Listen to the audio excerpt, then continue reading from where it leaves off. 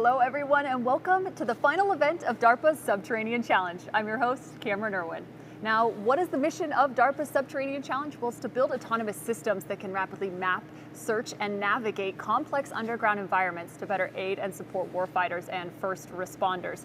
Now, we're in our second day of coverage here at the Louisville Mega Cavern, so let's take a look at this specific location because it is beautifully made to be able to create and represent all three of our subdomains, from tunnel to urban to cave. They're getting combined into a singular course, but we're going to focus in today, especially this morning, on the virtual competition. So you can see both of our competition tracks happening simultaneously, the virtual world and the systems competition. Then we'll head in Thursday, Friday, plenty of coverage coming to you. And then on Friday, guess what? We're coming live. That's going to be when we crown our winners, who will win the glory of winning a DARPA challenge and $5 million on the line.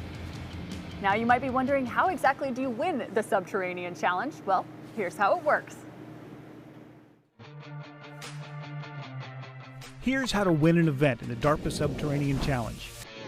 Find the most artifacts in the shortest amount of time. When, or if, a team's system locates an artifact, it has to report not only the type of artifact, but also its spatially referenced location to an accuracy within 5 meters.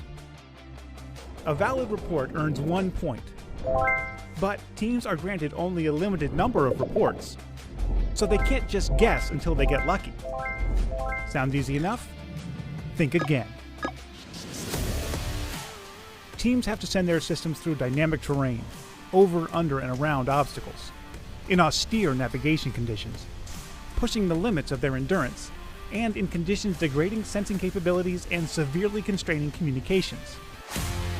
So teams need to be agile, adaptive, and accurate if they want to emerge victorious in the Sub-T Challenge. Now let's take a look at some of those artifacts our teams will be searching for in the virtual competition. Now, specifically the preliminary round that already took place in the virtual competition, they were looking for 6 different artifact types. However, in the prize round, which we will be highlighting throughout our coverage today and tomorrow, you're going to see those 4 additional artifacts being combined. So the drill, gas helmet, and our finals cube will be in the virtual world.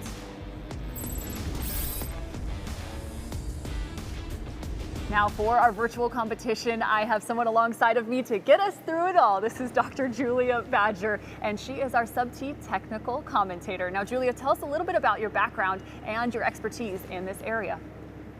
Thanks, Cam. So glad to be here. So I'm an engineer at NASA Johnson Space Center. I work as the Autonomous Systems Technical Discipline Lead, which means I get to handle everything about autonomy. So right now I'm working on the Gateway, which is our next lunar space station.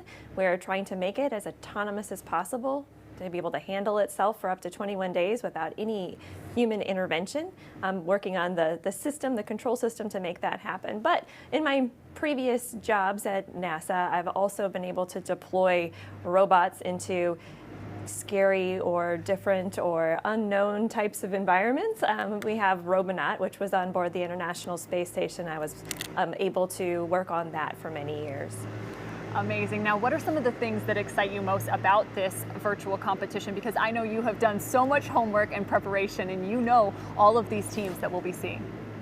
Well, my favorite part about the virtual competition in particular is autonomy. Autonomy is independence from the human operator, and it is, what I work on in general all the time. And so I really like that it is forced in this virtual competition that they have no ability to put hands on their robot. Their robots have to make all the decisions for the hour that they're in there all by themselves. And I think that that's going to push technology in a major way. Well, that's a great call. You mentioned the autonomy, and now all of our teams will be challenged on 8 different worlds. Now, each of those worlds, they'll have 3 runs on. So a total score will be combined from each of those runs for a cumulative score. And that's how they're going to pick up that winning spot. That's first, second, or third place. So who's going to be fighting for them? Well, let's introduce you to our teams. These are the 9 virtual teams that were able to qualify in from the preliminary round. In that preliminary round, there were 12 teams. You can see Coordinator Robotics, Columbia, Dynamo, Robotica, Marvel C2U, Krasnorlab, Flying Fitches, Sodium 24 Robotics, and Barks. And as I mentioned our worlds, let's take a look at the first three we will be covering in today's action. So this is hyper hashtag world number 1. That's a representation of a tunnel system. Then you move to Sub-T Central. We're going to dig really deep into world number 2. That is a cave system, or excuse me, an urban system. And then moving on to Bear Claw. That is our cave circuit system that you're going to get to see. All right, should we head into our first virtual world, Julia? Absolutely. All right, let's take a look. This is hyper hashtag, and you can see this is an incredibly expansive course, and it's quite a grid system. What are some of the challenges here? Well, you see that most of our teams will do kind of frontier mapping. So anytime there's a doorway or an opening, they're doing some sort of decision making. And there are so many different doorways in this one. And it's expansive. You see objects everywhere. Even as a human, I have a hard time figuring out how do I get all the way back to that last survivor in the back there. Not only that, you'll see all those orange, yellow dots. Those are obstacles that we have to get through to go there. And so as we go through this course, the other things that you'll notice is our walls are different shapes and sizes. There's rails, there's obstacles. It's not an easy environment to try to look through. And what I didn't mention back in the top part is that there's also vertical differences. You'll see here as we kind of dig down into that cube that we see in the future there, or the distance there, it goes out and we go down into that. So this one's definitely difficult. So absolutely, and there's another look over the top, and you're right, those blue areas, those are the artifact locations, and then some of those obstacles are highlighted as well. So now let's take a look at how our team shaped up. This is just a quick overview for world number 1. Don't worry, you're gonna get to see some highlights from our teams just after this. You can see Coordinated Robotics. They've picked up a victory or two already in some of these subdomains in the virtual space. 44 total points just after world number 1. So you can see run 1, 2, and 3. Barks, a team that has also picked up a subdomain. How about 6, 8, and 8, 22 total points. So now it is time, we said it, deep dive. We're gonna get to see highlights from each of these virtual worlds, and especially world number 2. It's time to take you inside Sub-T Central. And there's the blue coming up. Those are the artifact locations, and this is a representation of the urban underground. Julia? So we definitely have some frontiers here, but lots less than our world number 1. The big thing about this is that there's big rooms right at the beginning, and you have to explore all throughout the rooms because you'll see our artifacts are kind of hidden in different places around those rooms. Then you get into the more of the tunnel areas, and those are long and deep, and so our robots have to be able to go fast through those and make it all the way back. And it's also important to note there are 4 dynamic obstacles in this world, and one of those is including fog. As you kind of take a deeper look inside, fog, that can definitely obscure some of those sensors on our systems. Absolutely. So again, there's another look. That's a bit of those rail systems that can cause so many problems for robots, that left and right, trying to kind of have to maneuver and avoid those as much as possible. So there's a look at Sub-T Central. Now it's time to introduce you to our first team. This is Flying Fitches. They are out of Germany, and this is where you're going to get to see how their teams are made up. There are 2 UGVs on their roster and 5 UAVs. And that's actually a quadcopter. So let's take a deeper look inside these platforms they are using. Starting off with Allie. What do we know about Allie? Well, Allie, for a wheeled robot, is pretty fast. You have those big wheels that makes it easier to get over the obstacles. This is really a UGV built for speed. Built for speed. We'll see how quick it can maneuver. Let's move on to our second, X500. This is one that is highly utilized in the virtual world. And you see why it's the fastest robot that's out there. It also has pretty good battery life at 25 minutes of flight time. 25 minutes, hopefully that's long enough to make it through the course. Let's meet the lead of this team, Wolfgang Schwab.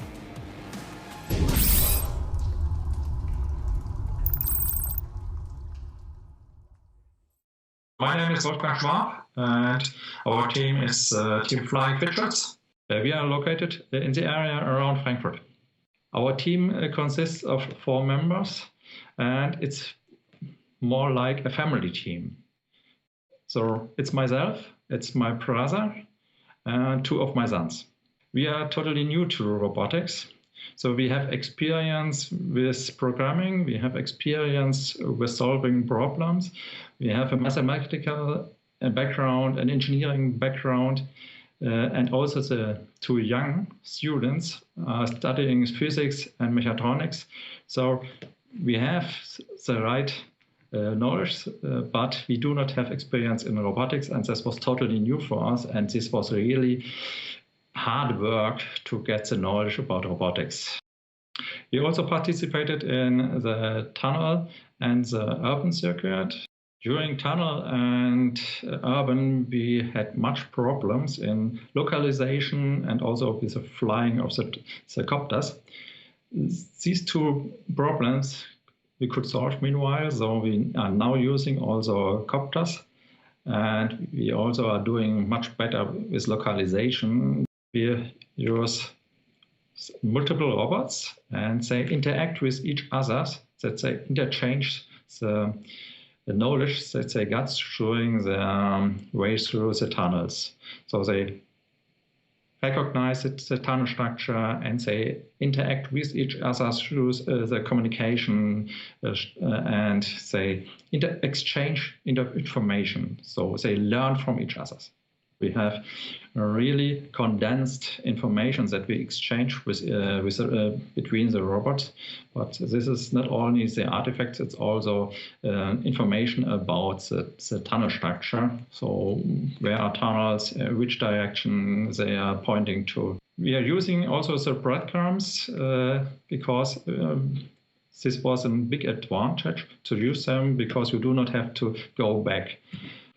When the robots enter the cave, they have the goal to search the area, so go as far as they can and find the artifacts that are in the tunnel. And when they find an artifact, that they send the information back to the team base. So we are using a team base that was involved by our ideas. And this team base is synchronizing the information from the different robots and then send the consolidated information to the base station. Information is split around all robots, and every robot can bring the information back to the team base.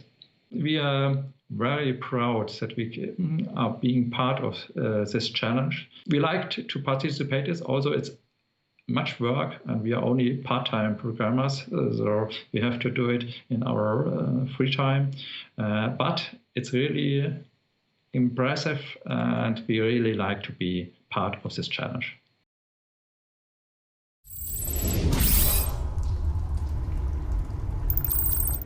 It is definitely a family affair for Team Flying Fishes. So Julia, let's take a look into those highlights for this team. Into the virtual world we go. Here's a look at your first view. UGVs heading on course, and this is a great view. You've got a UAV, speed on the lower left, attempts, that's total artifact attempts. Those are the reports, 25 per team per run, and that score will update on the left side as well. A map on the lower right, your keys just beneath as these two UGVs take off. What do you see, Julia? So we're driving around with our UGV first. You're going to see it drop a breadcrumb just in a second here. And this is really important for the setup of their whole match because these breadcrumbs are devices that extend the network into the caves. And as they drop those, it allows the UAVs be able to go deeper into the caves and see what's going on. You'll see here, though, that autonomy is such a key part of these virtual challenges. We see this first UGV essentially decide, oh, this is terrain that I can totally go on. It did not do the right thing here, and it decided to go onto it, maybe a sensor glitch or something, and now it's stuck. The problem with the autonomy part is that it needs to make a decision to back out and try something new, change strategies. If you were able to have a human teleoperating and watching this, and you know that you have just dropped a communication node, so it's likely that they could do this, they could tell the robot, nope, nope, you're doing the wrong thing, change strategies, back up, try again. But you see here, we can't do that, and you're just kind of stuck with what you've got. The other UGV in the background there is basically doing the same thing. It's seeing that wall up there and doesn't quite know what to do with it. So it's very, very hard course for this. Absolutely. You mentioned the UGV getting stuck, and I think one of the interesting elements is, these systems, this solution for Team Flying Fishes, it has to be able to handle diverse terrain, right? Because we've got all of these courses combined over these 8 worlds. So maybe it thinks it's in the cave system where bumpy terrain is maybe a little bit more readily available or expected per se. So let's take a look now at the overview of the course. And we talked about how they use UGVs and UAVs. What are we seeing with this tracking line? So the line that's going up and then just hit that artifact up there and increase its score is a UAV. So you'll see kind of at the entryway here, a lot of those lines, there's some UGVs that are stuck, and so they're the ones that are extending the network and dropping those breadcrumbs.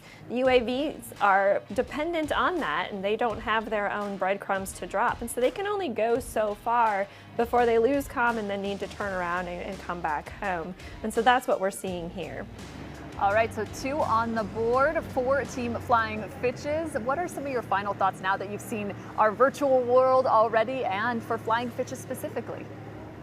Flying Fishes is one of my favorite teams because they're not roboticists. They've went in and taken the approach that we're going to take things off the shelf, essentially, take these different applications and algorithms that are out there that are used in industry and university labs around the world, and see how well they do. And so this approach is very interesting and basically gives us a measure of, hey, what do we have right now? What do we need to get to? And I'm interested to see how well they do with this approach. Well, you mentioned they're not roboticists, but one of the best parts of the Subterranean Challenge from DARPA is that virtual test bed. So you at home, you can go out and build these virtual worlds and these platforms and test them yourself. So you definitely want to check that out. And speaking of checking out, why don't we head on over to our second team? This is Team Kalambala. They have 6 platforms with a UGV and multi-rotor being used. And I believe we're going to be seeing a different UGV than Flying Fishes. So let's take a deeper look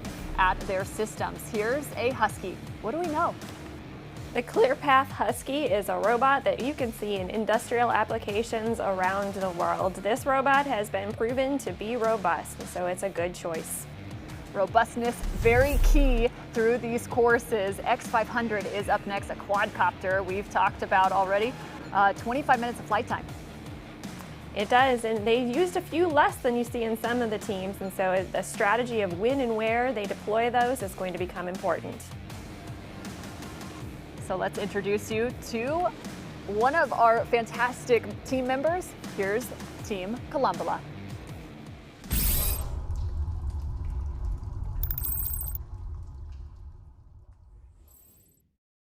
My name is Hector Escobar. My team is Colembola, and we're located in Woburn, Massachusetts, as well as Salt Lake City, Utah.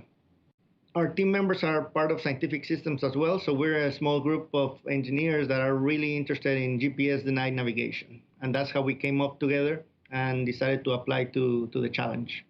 Our inspiration for participating in the challenge is the fact that we work a lot with autonomy and a lot with GPS-denied environments. And what better world to put all our technologies together than to showcase them or present them at the sub-T environments. We are designing it so that it is robot independent. So we don't really necessarily need to create our system for a specific robot, for let's say for an air vehicle or a ground vehicle. We're trying to make our system work for any robot. So for this particular environment, we're using both a ground vehicle and an air vehicle, but with the idea that our system could be used for any type of robot. So our ground vehicles are able to detect the ground plane as well as detect cliffs. And once they do that, they mark that specific cliff in the map. And then they are able to share that annotated traverse graph, which is what we call it, the ATG, share that with the other agents, and they will know that there's a cliff in that area. Once we've detected a cliff and we know that a ground vehicle cannot go there, then we can send an air vehicle. And the air vehicle, of course, has more degrees of freedom to go up and down.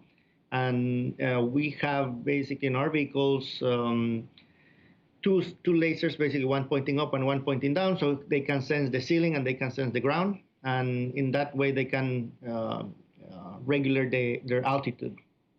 Our robots communicate with each other, and then they try to exchange minimal information and the important information. So they would exchange artifact information as well as this minimized map. So if a vehicle detects, let's say, 3 artifacts, he will start going back at that point. And on the way, he will start sharing that information with other vehicles, and whoever is closer to the entrance will relay that information to the base station. One of the things we're trying to do is to economize a map or make a map that it's reduced. So it won't be completely a full populated map. Instead, it will be more like whenever you ask for directions, right? So you ask for directions, how I go to the gas station. Someone will tell you, go straight until you see a light, and then on the first light, turn right. And that's how you get directions, right? So we're trying to mimic the same way with our systems, where we go into a tunnel and then we say, well, just drive, let's say 100 meters until you find an intersection. Then on the intersection, turn right. So that reduced map is what we're also trying to push in this system, so that we have less burden in the communication transmissions. We're very excited to participate in the Subterranean Challenge, and it allows us to test all our systems in one place.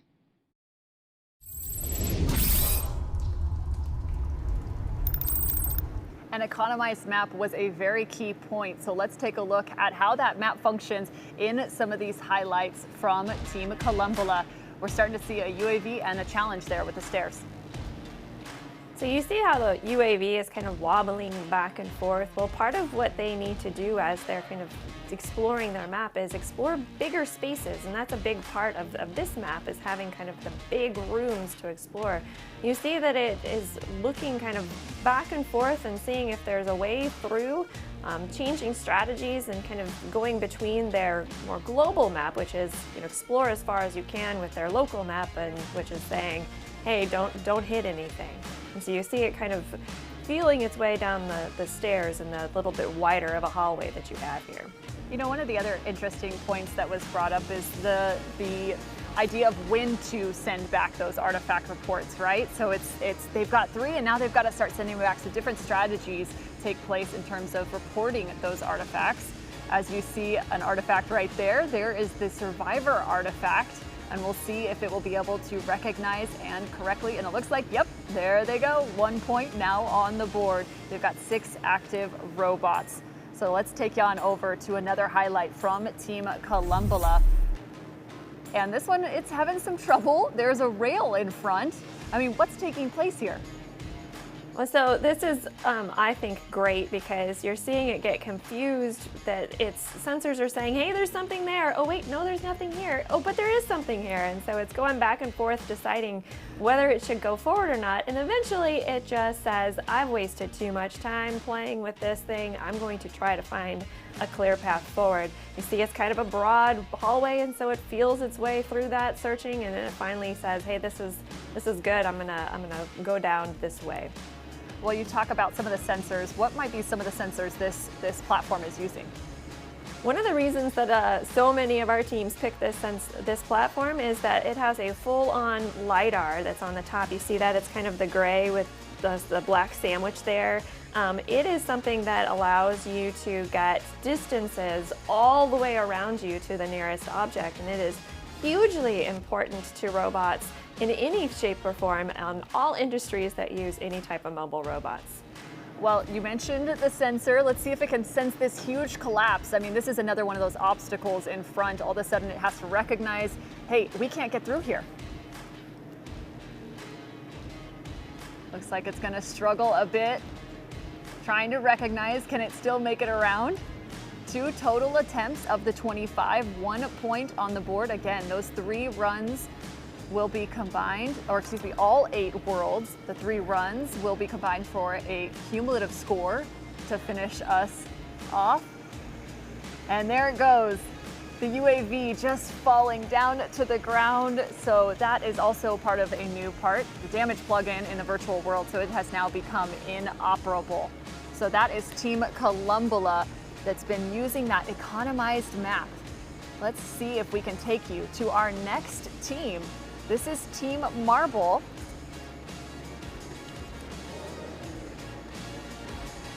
They are out of Colorado, and there you go, Denver, Boulder, and they have 5 total robots being used, 3 UGVs, 2 multi-rotors, and let's see, it looks like we've got a different UAV being used. Here's the Husky, and they're dropping breadcrumbs. Julia, it looks like some good resilience here. Absolutely. Yep. It's a little bit slower, but it's going to be sure.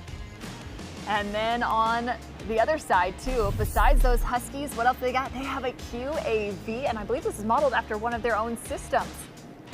Yes, they did. They built this themselves. They have some nice LiDAR sensors and some depth sensors that are on this UAV. All right, let's hear from Team Marble and see what they have to say about their methods.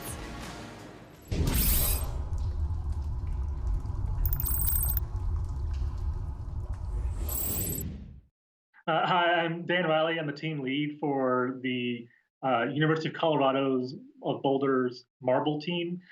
We were a systems track funded team that have now decided to participate in the virtual competition.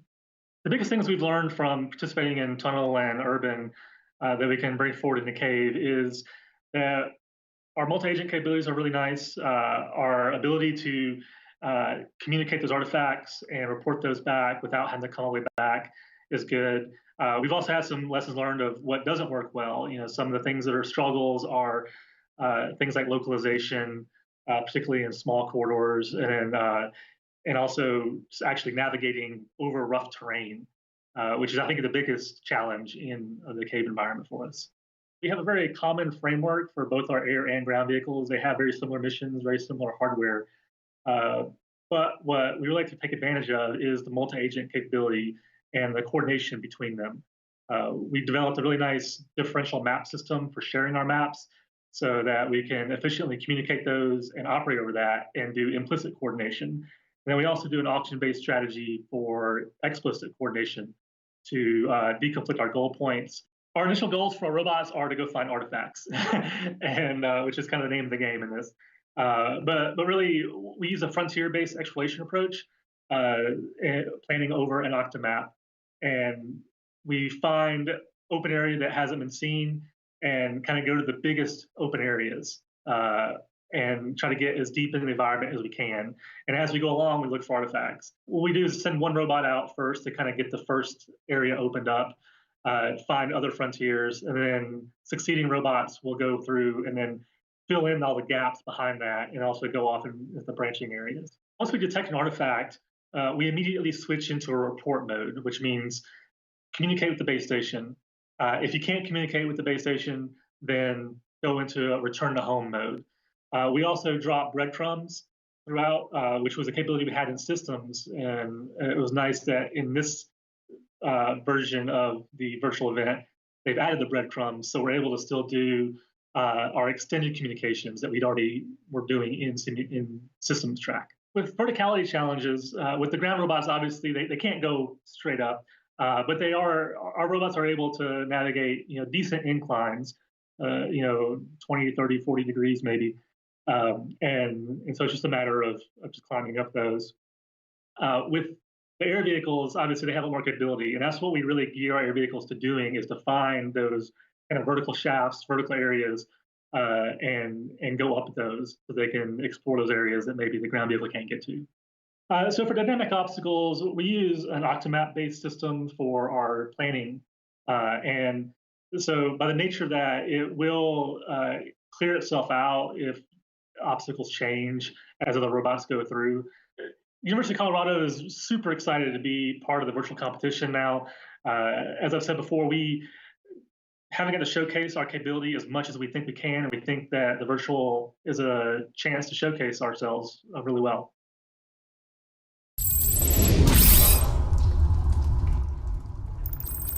So that's Team Marble, one of our crossover teams, and that brings up a great point. That concept of moving from virtual to reality, back to virtual, really utilizing the opportunity to test some of those systems competition models that we will see also here at the finals. So let's take a look now at what they were able to do in the virtual competition.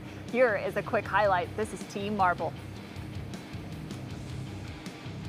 So I like how this team, they are sharing a lot of their information on their map, and they are actually coordinating kind of as a unit. And so where you saw in Columbola where they were kind of had separate strategies for each of them, and each of the robots was somewhat autonomous from each other, in this team there are a lot more involved in doing things together. You see the robot here, our Husky, going back and forth and looking for an open path. Again, this is the big rooms, big hallways exploration that you have to do, because things could be hidden on the side or in the middle, or you don't know where. So you really have to have it go and look all around to make sure that it covers everything that it needs to do. Well, you can see it dealing with this incline or decline now as it goes down, but one of the interesting points is their RGBD cameras, so those depth cameras, one's tilted downward specifically for identifying that terrain traversability as it goes across. And there's another issue in terms of that traversability. There's those rails. Those constantly present a challenge for these UGVs. The good thing about these wheels is that they're big enough to kind of handle those rails, but yeah, you definitely want to be looking, a lot of teams call it their pit sensor. You don't want to lose a robot down a shaft. That would be terrible. You really need it to do its job. So well, you see it kind of getting stuck on those. A lot of the times these robots will have IMUs, or initial measurement unit sensors, that can kind of say, hey, I'm not doing quite what I want to be doing. Let's see if I can't find better terrain. Well, there's one of those communication nodes, and you talk about those IMUs. Let's head on over to our second highlight, as this team does have 5 active robots going at the same time. So here's another look. This is their UAV, the quadcopter. And it looks like they're within a warehouse, and it maybe will try and find one of the major challenges in the urban underground, maybe an elevator shaft. Yeah, for the UAVs, one of the challenges that they have to do is they don't just have to explore in 2 dimensions like the UGVs do, where they're just going left and right. They also have to explore up and down. Some of our artifacts are things that could be up on walls, like the gas or the vents that you might be seeing. So the UAVs are important for that type of exploration as well. Well, and that's a great point. And one of the interesting things too about this UAV is it really can only see about 4 meters in range. So maybe it takes a little bit longer. Maybe it can't scan as far. So those sensors, yet again, becoming so critical. And there's that vertical shaft that I mentioned previously. We'll see if potentially it can make its way down to explore another level. It's going to start heading up. As you can see, they've also got 8 attempts of their 25 for their artifact reports, just 2 points on the board. And then that clock up at the top, it's important to note too, those are 60-minute windows, right? So that's the time remaining on screen for their run. Oh, it looks like they're getting a little tipsy. Yeah, they didn't sense something that they liked there. It might have had something to do with that corner that it was getting fairly close to, having the walls come in on both sides. It probably had kind of a strategy to back away and didn't know quite which one it needed to back away from at that time. It did pull it out, so that's some good, autonomy there, that it was able to understand that a strategy needed to change, and it did successfully back away from that obstacle. So backing away from the obstacle and backing out of Team Marble, what were some of your key takeaways for this crossover team?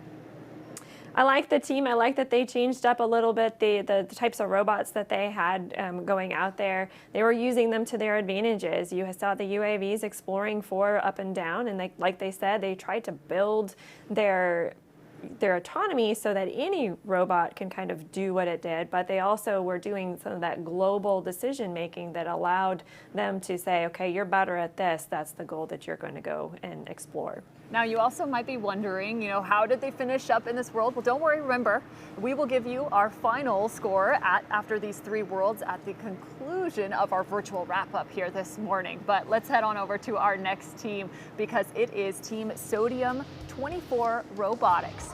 And this is a one-man team. I believe this is Malcolm Stagg. We have 2 teams like that. It's crazy, Julia. And then we've got 3 UGVs. These are actually our first look at our tracked UGV. Here is the HD2. The HD2, so tracked robots are really popular because they can kind of do whatever they need to mobility-wise. So we'll see how well that works out for them. And then their other system that will be on course, we've seen it so many times, this X500 using those sub-T credits. Absolutely, it's got everything you need. The only thing that really kind of draws it back is not as many different types of sensors as some of the other UAVs. Let's see if we can check in with Malcolm Stagg about his team.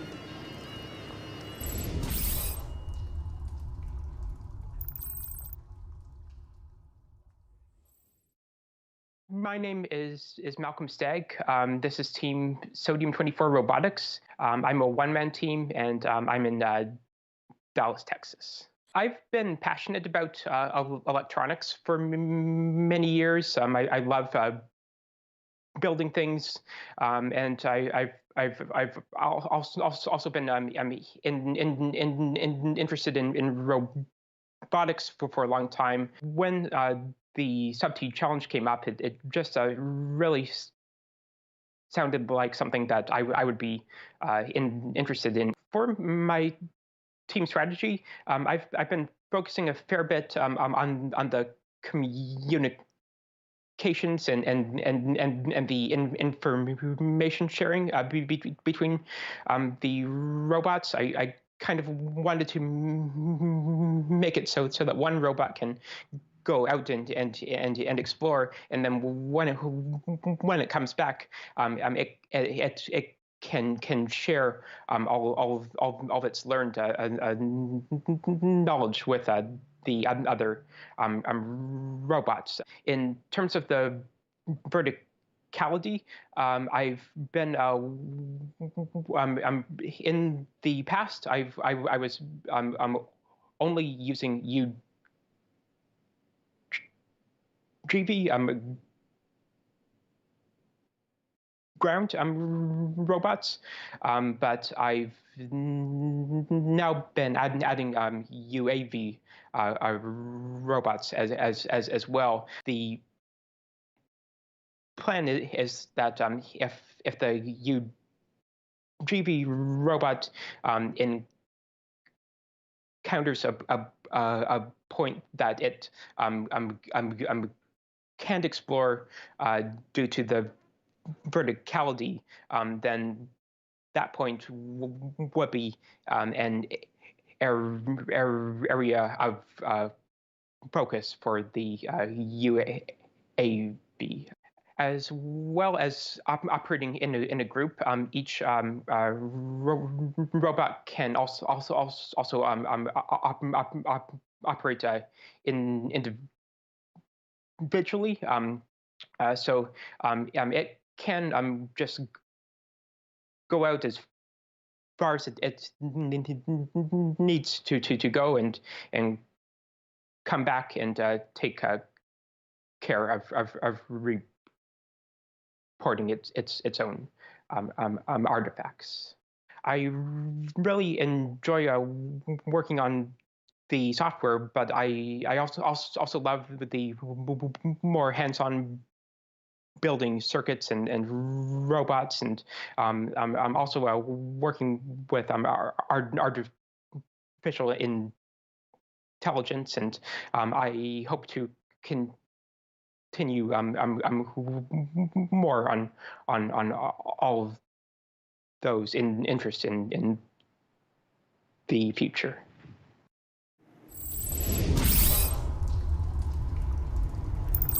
So it's awesome to hear from Malcolm Stagg specifically about his robots and how he's focused so much on their communication system. So let's see how that affects them in some of these highlights. Here's a look at Sodium-24 Robotics. This is a UGV. Looks like it's got a little bit of a payload. What is on top of it, Julia?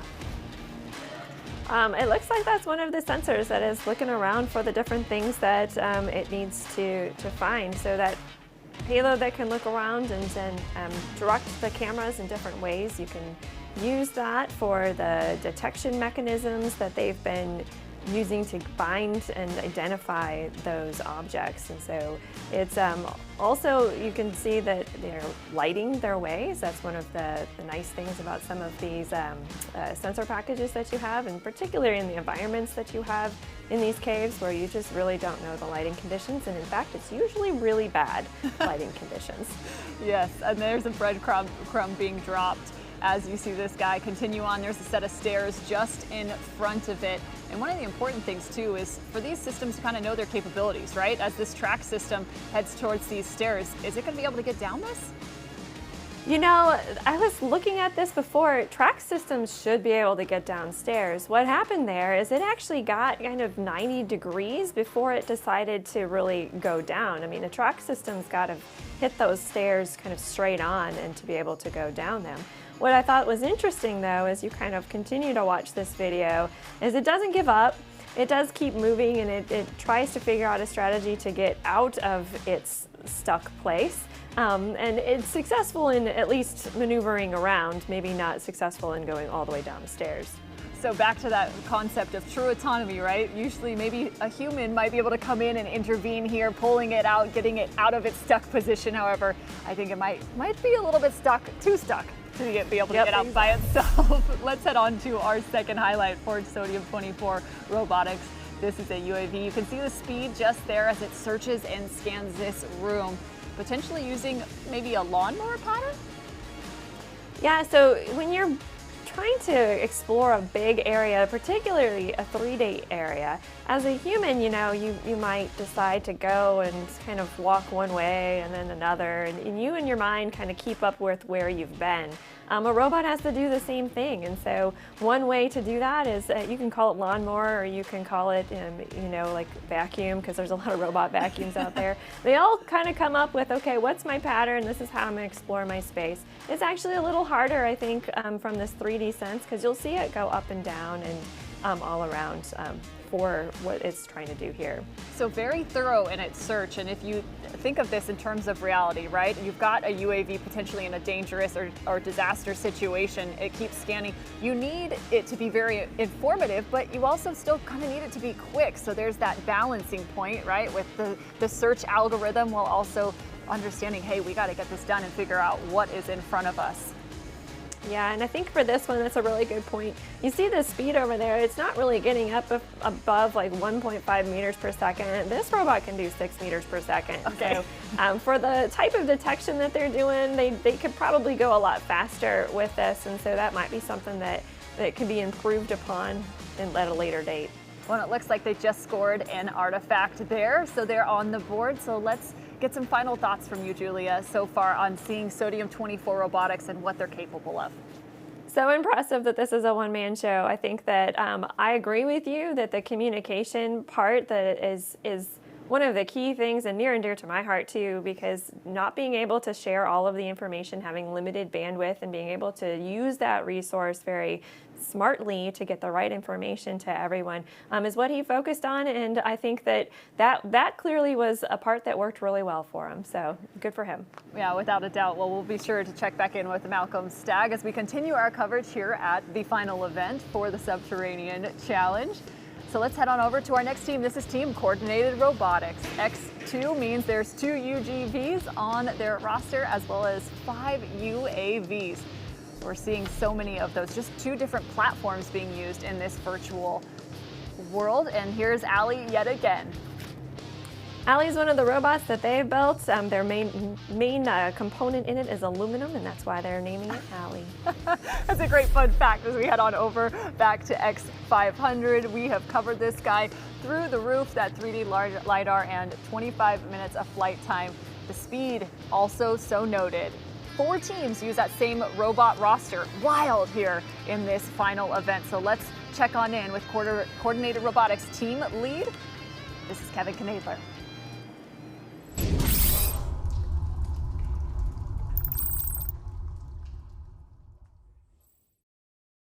I am Kevin Knadler, and I'm working with the team Coordinated Robotics. I am in Newbury Park, California.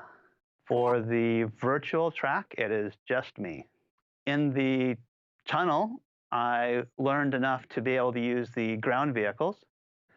And so be able to take those ground vehicles, run them in the cave circuit. And then in the urban circuit, I had the aerial vehicles flying around and finding artifacts and mapping the environment. And want to also be able to run those in the cave circuit and run them together, communicating, and both of them sharing information and finding artifacts. Currently, the ground vehicles share information, and the aerial vehicles share information, but not between the two right now. And so that's going to be one of the steps that needs to happen. At a high level, the aerial vehicles are really meant to go out and check out the vertical tunnels, the vertical passages where the ground vehicles can't go. The ground vehicles will be deploying communication nodes, and so they'll be going along the further paths that the aerial vehicles aren't able to go all the way into. And so take advantage of the longer battery life of the ground vehicles and their ability to deploy communication nodes, and the ability of the aerial vehicles to go up and down vertical passages. As they go, they build a local height map. And so as dynamic obstacles appear in that local height map, they use a modified A-star algorithm to plan around those or to replan.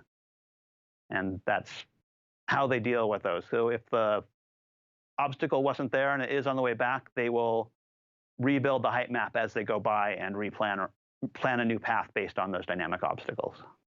The time management is relatively straightforward. All of them know when the contest is going to end, and so they have pretty clear instructions at what needs to happen at what time. In terms of the artifacts, they communicate those back, and so whoever can report them back does. It's not necessarily, ideally all the vehicles will come back, but they don't have to make it back as long as they communicate together, which is what they're doing at least within the ground vehicles and within the aerial vehicles. The artifacts will make it back as long as one of those vehicles makes it back. Really, one of the goals for the cave circuit is to get the code running such that it will work both in the virtual and on the systems track, and that the code can be shared not just from the virtual to the systems, but also from the systems to the virtual track. So we have a common approach, and that we can really use the simulator and the real vehicles together.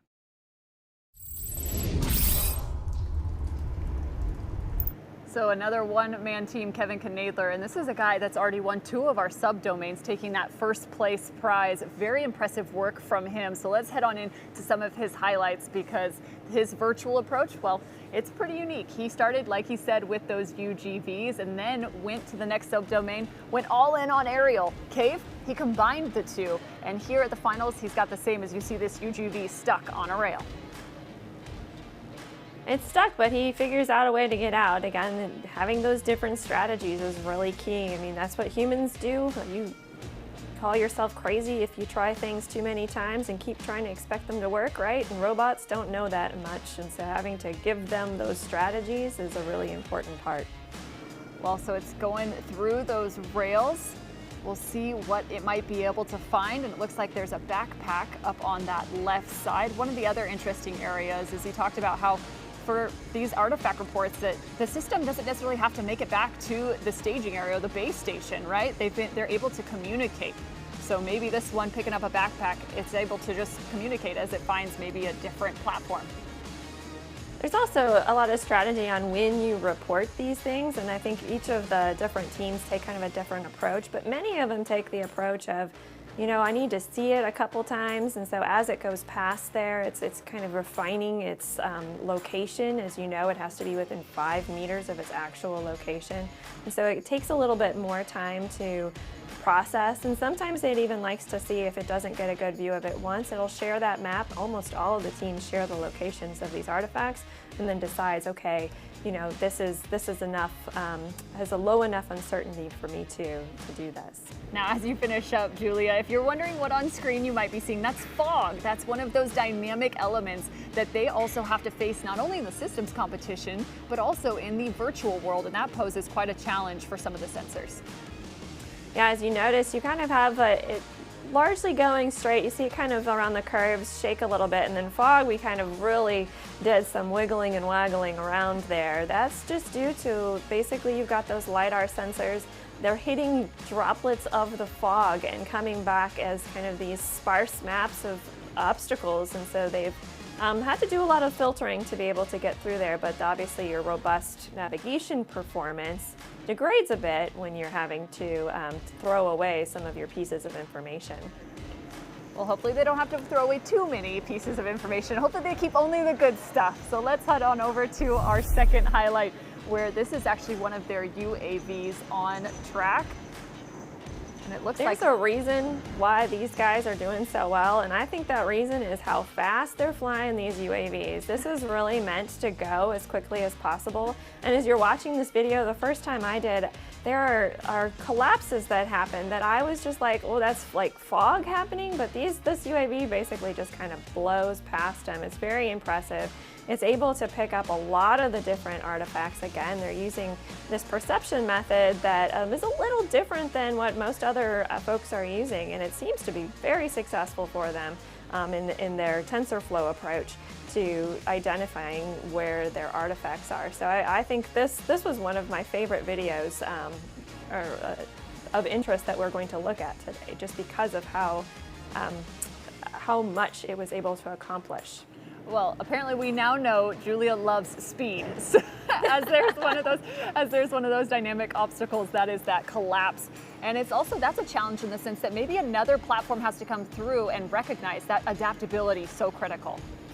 Well, it's going to have to go back at some point. You heard Kevin talking about how not everybody has to come back, but basically they're going to at least try. So as it goes back in there, it may or may not have sensed that things collapsed behind it. It's just based on how they're looking for things. It might be that it discovers that on its way back home, that hey, now I can't get through anymore.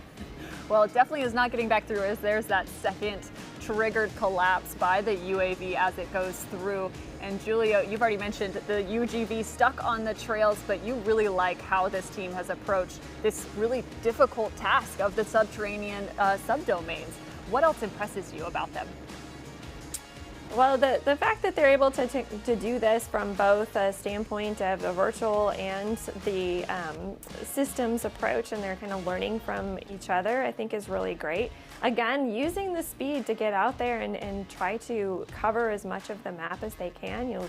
We'll see later that they did a great job at just trying to see as much as they could and do that as accurately as they were able to. Well, they have been so far highly successful in the virtual competition. It's also really neat to notice that they have modeled their virtual robots from their systems robots as well. You already noted Allie, that we've seen multiple times. So now let's take you on to our next team. This is a team that's also won one of our subdomains. I believe they won Urban, that's right. This is Team Barks. They are a university team out of Michigan Tech Research Institution. 2 UGVs. Let's take a look. Here it is yet again. There's that Alley vehicle. And I kept wondering, maybe there'll be a marsupial in effect, but I don't know if we'll see one of those as we head on over to our next robot. And yet again, it's one of those 4 teams using those same platforms, but no marsupials. It must be onto something with this this team setup, huh? Oh yeah, so let's check in with this team, Team Barks.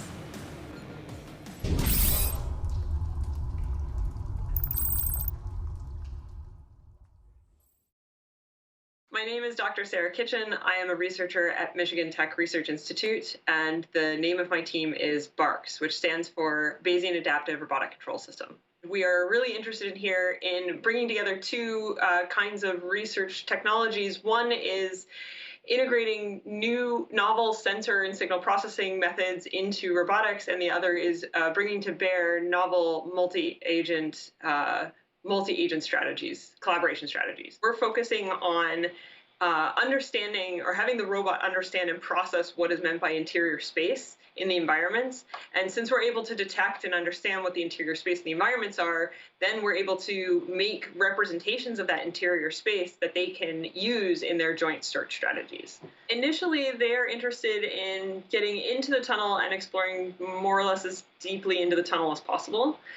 And also at the same time, they're interested in spreading out from each other. So we do have strategies for identifying at branching points in the tunnels or intersections, sending them in different directions from each other. We are trying to use breadcrumbs. Yeah, we're still working on that. That's going to be an important part of getting the UAVs really to do their maximum amount of effective work. Because the further we can send them into the tunnels and not, strictly speaking, have them come back, the better. Using our image processing, which tells them where there's danger, they will take that information and put it into their list of frontiers that they're exploring, and they're able to blacklist frontiers as too dangerous to explore. And that way, when they're sharing that information with each other. And so that way, if one robot has explored some area of the environment and has found something dangerous that they don't want to fall down, then they can share that information with other robots who haven't gone to that area, and so they'll get the same blacklist information. So they'll know that there's a frontier there, but they'll know it's a frontier that they can't explore. If a robot has gone down a tunnel and the tunnel is blocked behind him by a dynamic rockfall, then if he tries to traverse back along that path as like part of his global plan, then he will run into and he'll encounter basically a trajectory that it'll be a node in his plan that he's no longer able to traverse. And so he'll try for a little while to figure out if he can traverse it, and then he will blacklist that node and he will have to replan globally. They carry the artifact information around with them the entire time they're exploring, and anytime they encounter another robot, they share that information with each other. And so any of them who gets back to the base will be transmitting all of the information from all of the robots they've encountered along the way. One of the things that we're really excited about doing in the next year going forward is getting the environments mixed together. And I think we have really exciting strategies for handling the extra challenges that come with transitioning between those environments during the runs. So, I mean, we've really enjoyed participating in this challenge so far, and we've participated in all of the circuits to this point. We're really excited about taking the technologies that we have developed for the tunnel circuit, urban circuit, and cave circuit and bringing them together for the final challenge.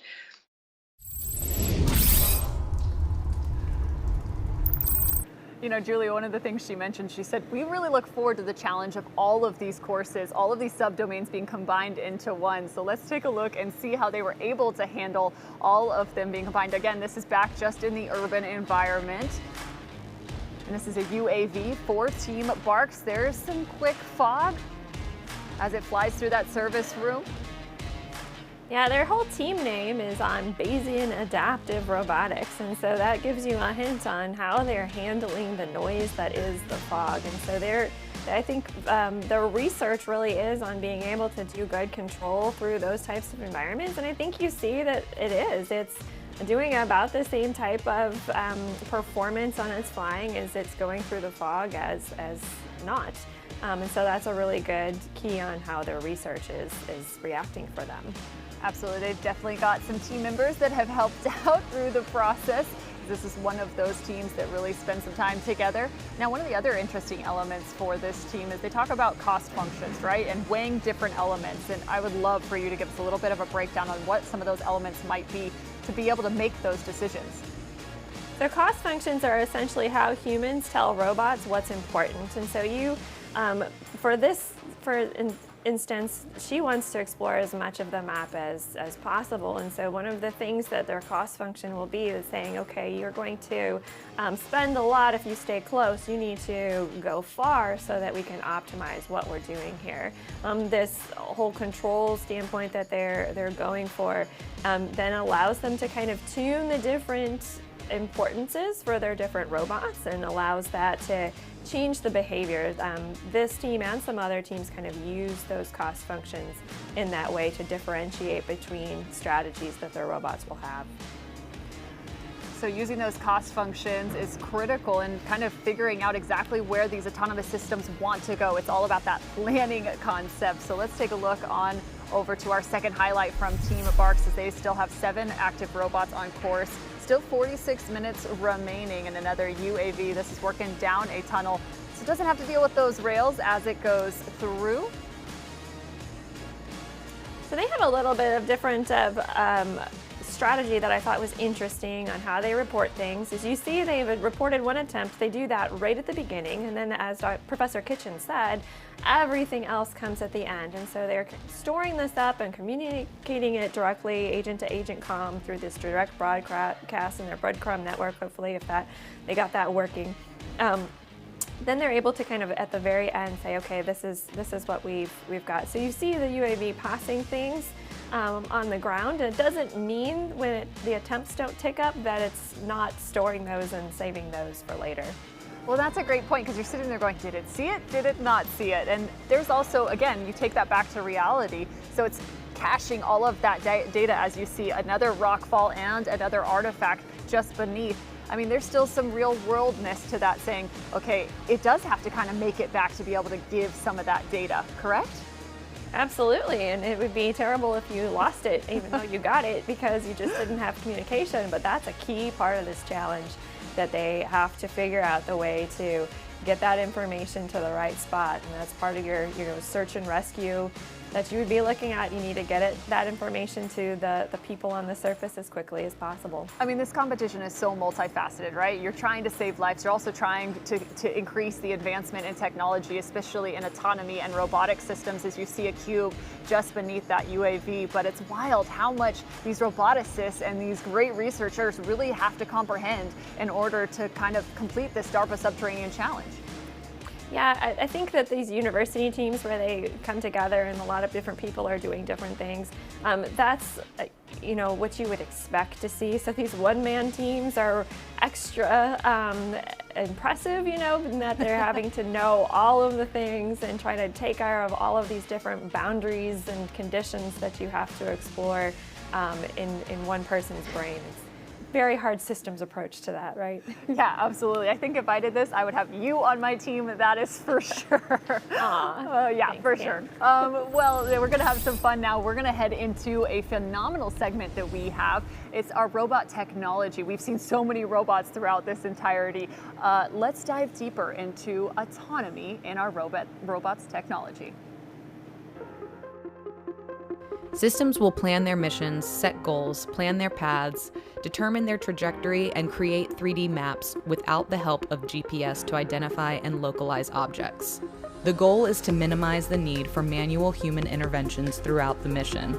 The intent is to increase the reliability of the deployed systems to enable them to operate autonomously in dangerous and unknown environments.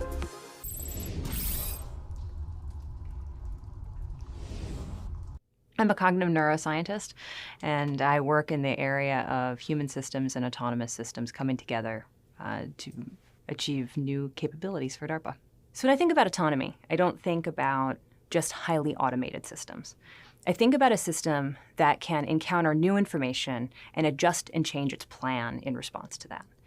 Now, the level of how much agency it has in exerting those decisions and how much latitude it has in deciding what is the new thing to do is where the negotiation comes in with autonomy. And that's where we find differences in what processes should be managed by exception. In other words, the autonomy can make the decision and the human has the ability to override, or managed by consent, in which case the autonomy has to ask the human for approval for every action that they take. So autonomy and autonomous systems have incredible potential to help us in particularly unpredictable environments that often are too dangerous for humans to enter. It's not just about access, it's also about scale of impact. A single vehicle can maybe, a teleoperated vehicle can get into an area that we couldn't previously get into and not put additional human life at risk. However, if you augment the ability of one operator, of one rescuer, to affect multiple rescue missions at the same time, that truly is revolutionary. Now, Julia, we've seen autonomy, and it's almost its whole journey, right? You go back and you think of autonomous cars and the start of how they started to approach those. I mean, for you, what is the future for autonomy, and how exciting is it to already see some changes in the last few years? Absolutely. I mean, I think that one of the key parts about autonomy that we saw in that interview there, which was great, is that there are levels of it. So what we're seeing today in this virtual track is that they are at level top. They have to be as autonomous as they need to be to make things go. The system itself, those robots, are making these decisions. But really, when we start seeing autonomy in our lives, it's going to be one of those things that it's going to be humans getting involved and humans being able to say yes or I agree with that or getting consequences back from that. And we're seeing that in what I do as well. I think that interplay between the system and the humans and being able to pass that information is really important. Well, definitely important. Well, I'm looking forward to seeing where autonomy goes in the future. We've already seen so much growth thanks to the Subterranean Challenge.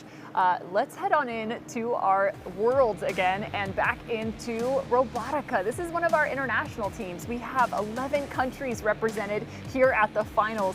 It's wild to see. This is one they have to communicate across borders, across right now, all of the communication, the internet due to COVID. So this team definitely having a lot of collaboration take place online. And here is one of their systems.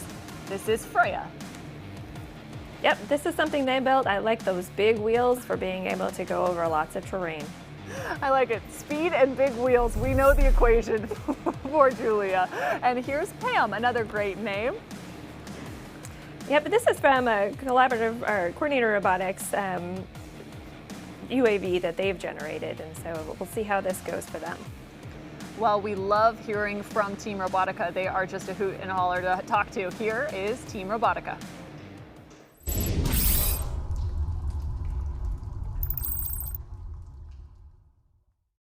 My name is František Brabec, and I'm with Team Robotica.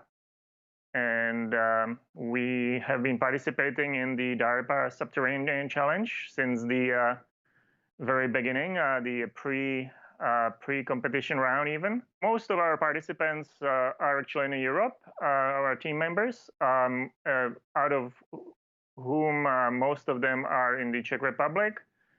We have a member in Switzerland, and I am located in the United States. In the cave circuit, the virtual, obviously, competition, we are having the robots work as a team following a single strategy, collaborating.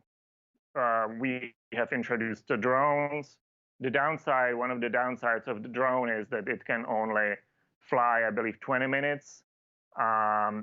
So we cannot really expect the drone to fly into the depth of the cave, find some artifacts and then come back on the same batteries. So really what we needed to do is to send the drone in, find the artifacts and stay there and have some of the other robots collect the information and then relay it back. We have set up communication where the robots are able to relay information about detected artifacts and all the way ideally to the starting line. So we would position the individual robots such that they can stay in touch with each other. And if the one that's furthest out detects something, that information can propagate all the way to where it needs to be at the beginning. Both in the tunnel and the urban environment, they are both man-made environments, and so everything is kind of rectangular and well-defined shapes. Let's say the terrain is either flat or there is a step or something like that. In the cave environment, it's not like that at all. It's very arbitrary, the terrain, let's say, and so our robots are kind of struggling more with determining whether they are capable of going forward in a certain area or not. In these scenarios, we definitely bring in the drone to pursue that direction a little further. For the purposes of the DARPA competition, lots of these physical competitions that we would normally participate in, and some of them we are even organizers for, have been canceled. So we were really able to, the whole team was able to focus on this one thing. So we are hoping that, this focused effort is gonna show in our, in our results. Clearly, this is, the world's top research groups, industry groups, coming together to solve this, unique challenge. So being able to rank somewhere, hopefully in the middle, at least, pushes us forward every day.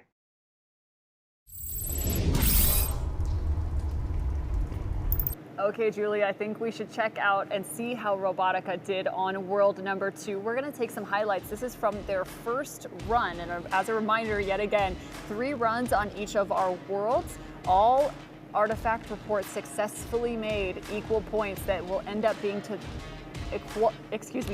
end up being added to their final total. Let's take a look. They've got 2 already on board. Their UGV heading down the rails. What makes them unique, Julia? Well, so this team has decided to go with, everybody's kind of doing a goal and oriented navigation where they decide where they're going to go. And in this case, they're actually doing exploration that is trained with deep learning, reinforcement learning even, which means that it's learning by demonstration. So what that means for this is that people went and said, this is how I would explore this, this is how I'd explore that, and they generated a lot of those different types of demonstrations, and then the navigation systems that you have here are based on that, which is really cool. Well, no doubt, and I think that's what's interesting too is, and you've mentioned it so many times, you know, if we were put into these courses, we wouldn't know which way to turn and where the artifacts are, but at the same time, there's that mathematical thinking, right? When you get into environment, you got to figure out which way to turn and where to search, and that's what these platforms are having to deal with on a constant basis. This team now has 8 active robots on course. That's something else to notice. And this one actually kind of headed into one of those other ones. Does it see one of its other platforms as an obstacle, or does it understand that, hey, this is actually a guy on my team? Well, I'm not sure, actually. It's interesting. It's probably kind of a little bit of a both, because they are broadcasting to one another, for example. You see the breadcrumbs there, so they're using that as well. When they are actually talking to one another, they do kind of do that in a handshake. They first say, okay, what do you have? What do I have? And then they exchange and share just the new parts. And so they definitely do know that they're close to one of their buddies. I like that, a handshake. Very cordial are these robotic systems, as you now see this UAV going through a tunnel, making it a little bit easier. And one of the things that will also come across as a vent, and it's interesting to me, how does it tell a vent is different from, say, one of those overhead lights? How can it tell the difference? Well, so they're using some deep learning here too. They have deep machine learning classifiers for object detection. What that means is that they've, I think this group had, what, 30,000 different ones, or one of our groups did, but there was all kinds of images that they took, both real and simulated, and trained these classifiers, is what we call them, is just code, to be able to detect it. It's basically picking out points that are different, or lines, or what have you, and coming up with the patterns, and then matching those patterns when it sees it in the environment. Seems to be working really well for everyone. Well, that's a great call, and I love that you bring that up, because it's such a description to me. Like that totally makes sense, as this guy is having a little bit of a difficulty with that fog, as it just came up, now stuck at the top of the environment. But only 20 minutes into this run, and they've already scored 13 times. So Team Robotica doing a very, very solid job here in this run. Absolutely. This is interesting, actually. The fog must be coming from the ground or something, and they just weren't prepared for that. This is one of those things where if you were a human, you'd be able to say, okay, change strategies, downward blast, right? But you just get stuck when you're a robot. Well, and definitely confusing, those obscurants like fog that can really mess with all of your sensors. So let's back on out of that and finish up with some of your final thoughts for Team Robotica. We're going to see them again throughout our continued coverage, but so far off to a great start. Absolutely, and they do things just a little bit different than everybody else, which is why I like it. I mean, we haven't really talked much about it, but ROS is like the operating system that a lot of people use to kind of build their communication. They've got something a little bit, I'm not going to call it off-brand because that sounds derogatory. It's not at all. They're doing great, right? But I like that they're bringing in new stuff, new technology, so that we have an option, right? It's not what everybody else is doing. So I like that about them. Yeah, there's no one quick solution for everybody, right? You gotta love that. Right. All right, well, let's see what the solution is for our next team, CTU Cras Norlab, another international team from all over the place. And we've got those tracked UGVs coming back out and the UAVs to explore. This is a different tracked vehicle than we've seen the DTR. This is a C-Cyro. It's actually, the DTR stands for Dynamic Tracked Robot. Apparently its nickname is Pumpkin. Very apropos, very interesting. It looks like maybe there's a pumpkin on top of it. Here's the X500. We've been over this guy 100 times, so let's head on into talking with this team from Team CTU Cras Norlab. Here is their team lead.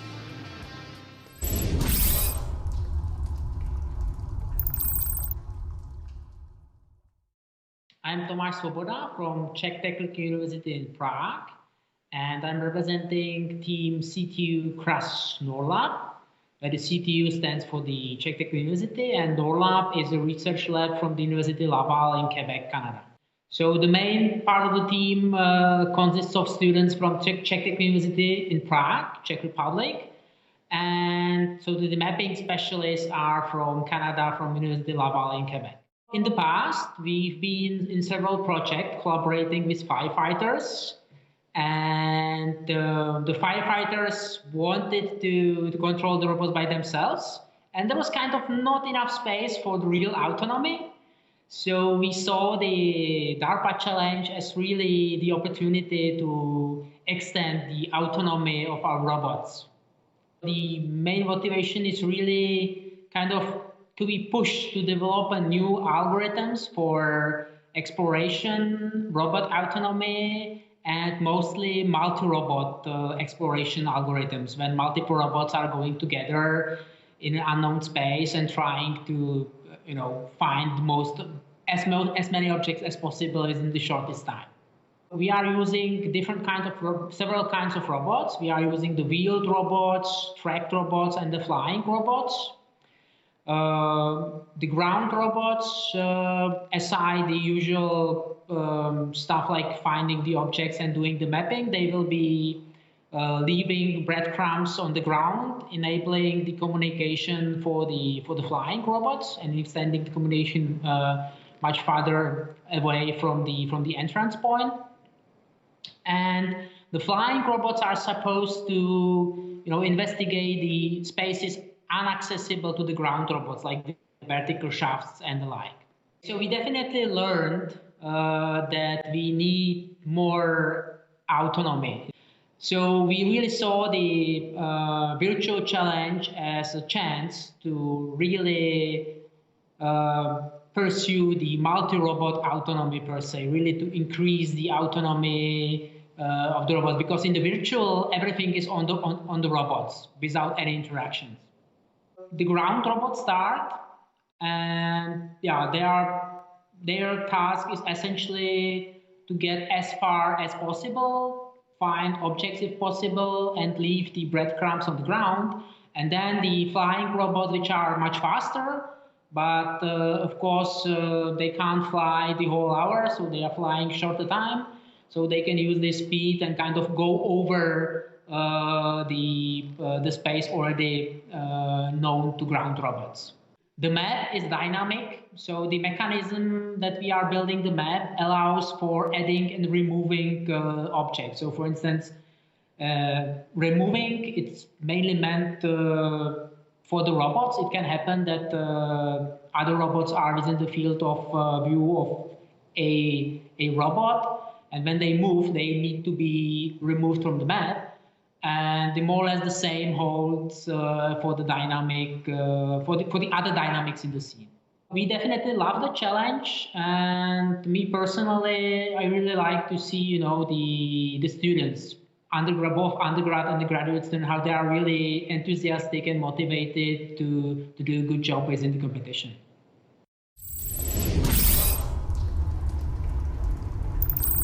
Now, this is a team that has been highly active, I'm told, from our command post, very active in the virtual testbed and practice. Well, could it mean perfect? Let's find out as CTU Cras Norlab's first highlight comes up. This is 3 attempts in of their 25. This is one of those UAVs. I mean, what do you like about this team, Julia? I like that they are, this one doesn't really show it, but there's a traversability map that they're doing for all of their UGVs to try to understand where should we go. For the UAV, that's kind of the same thing. It wants to use that UAV for the things that have vertical space, and so that we're exploring up and down. And so that's always a really good thing to try to like he said, try to make all of my robots work together, but autonomously. Yeah, and one of the interesting elements, right? The UAVs go in after the UGVs, so they have some different responsibilities, different roles as that one's trying to scan out that cube. I mean, what sort of different deployment strategies, could you just name a few for us? Label a couple.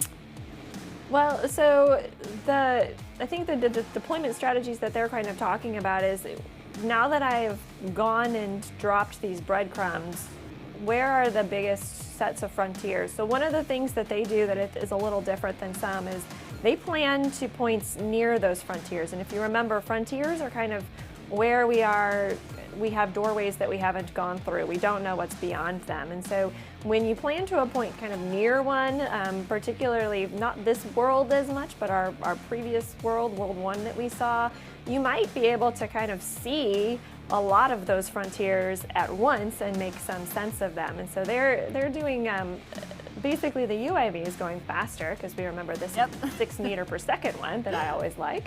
That can go as deep as those UGVs have gone in a matter of minutes, and then explore kind of from there. And so that's what they're trying to do, is they're trying to hit as many frontiers as they can as quickly as possible.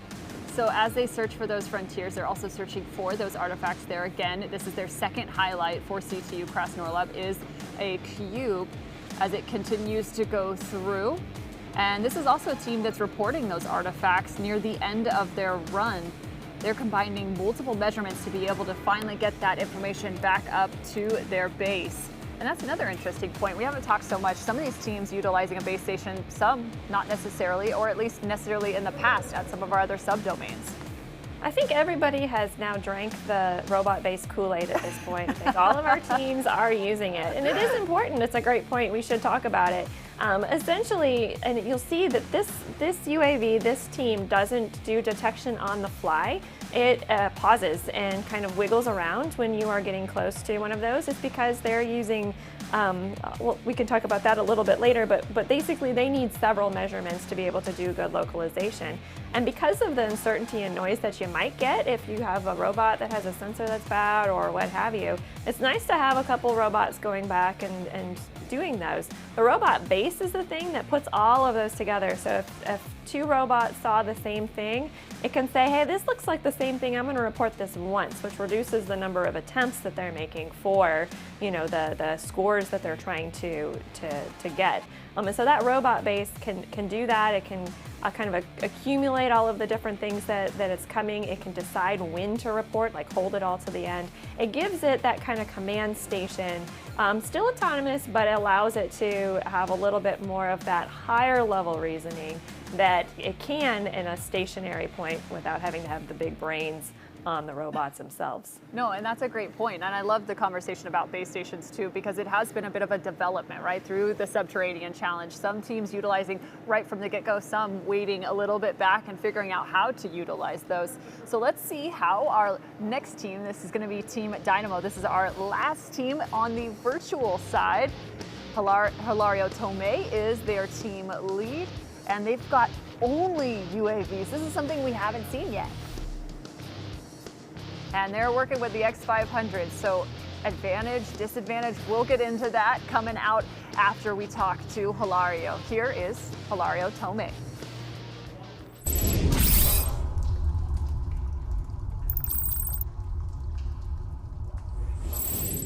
My name is Hilario Tomei. I'm from Spain. My team name is Dynamo. The team consists basically of myself, and we started to participate in the DARPA Subterranean Challenge since the Cape Circuit. So we try to find a mathematical description for most of the robotic problems that we have to solve. And we try to use standard optimization tools to solve all these problems. So we try to use similar solutions for different problems and try to reuse as much as we can existing solutions to the existing problems that we have. I've been working in robotics for more than 2 decades, I think. And one of the key things in robotics is we really want robots to do autonomous tasks and to give value performing stuff that is autonomy. The DARPA Subterranean Challenge exactly aligned with this interest of mine, which is create the future generation of robots that can actually perform true autonomous tasks to add value. So we decided to hop into the contest, and the contest allowed us to actually write pretty much 90% of the software that we actually wanted and we needed for these robots that we're trying to build. And at the same time, it gave us the leverage to participate in DARPA Safety Challenge. We decided that we were going to do a strictly proper development, that we could reuse all of it in the robots that we're actually building.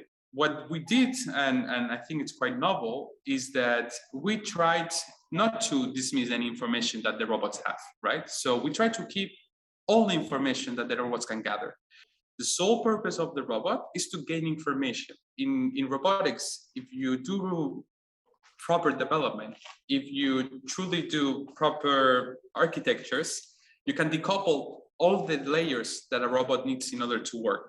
The nice thing about the DARPA challenge is that it lets the academic community converge to standardized solutions, right?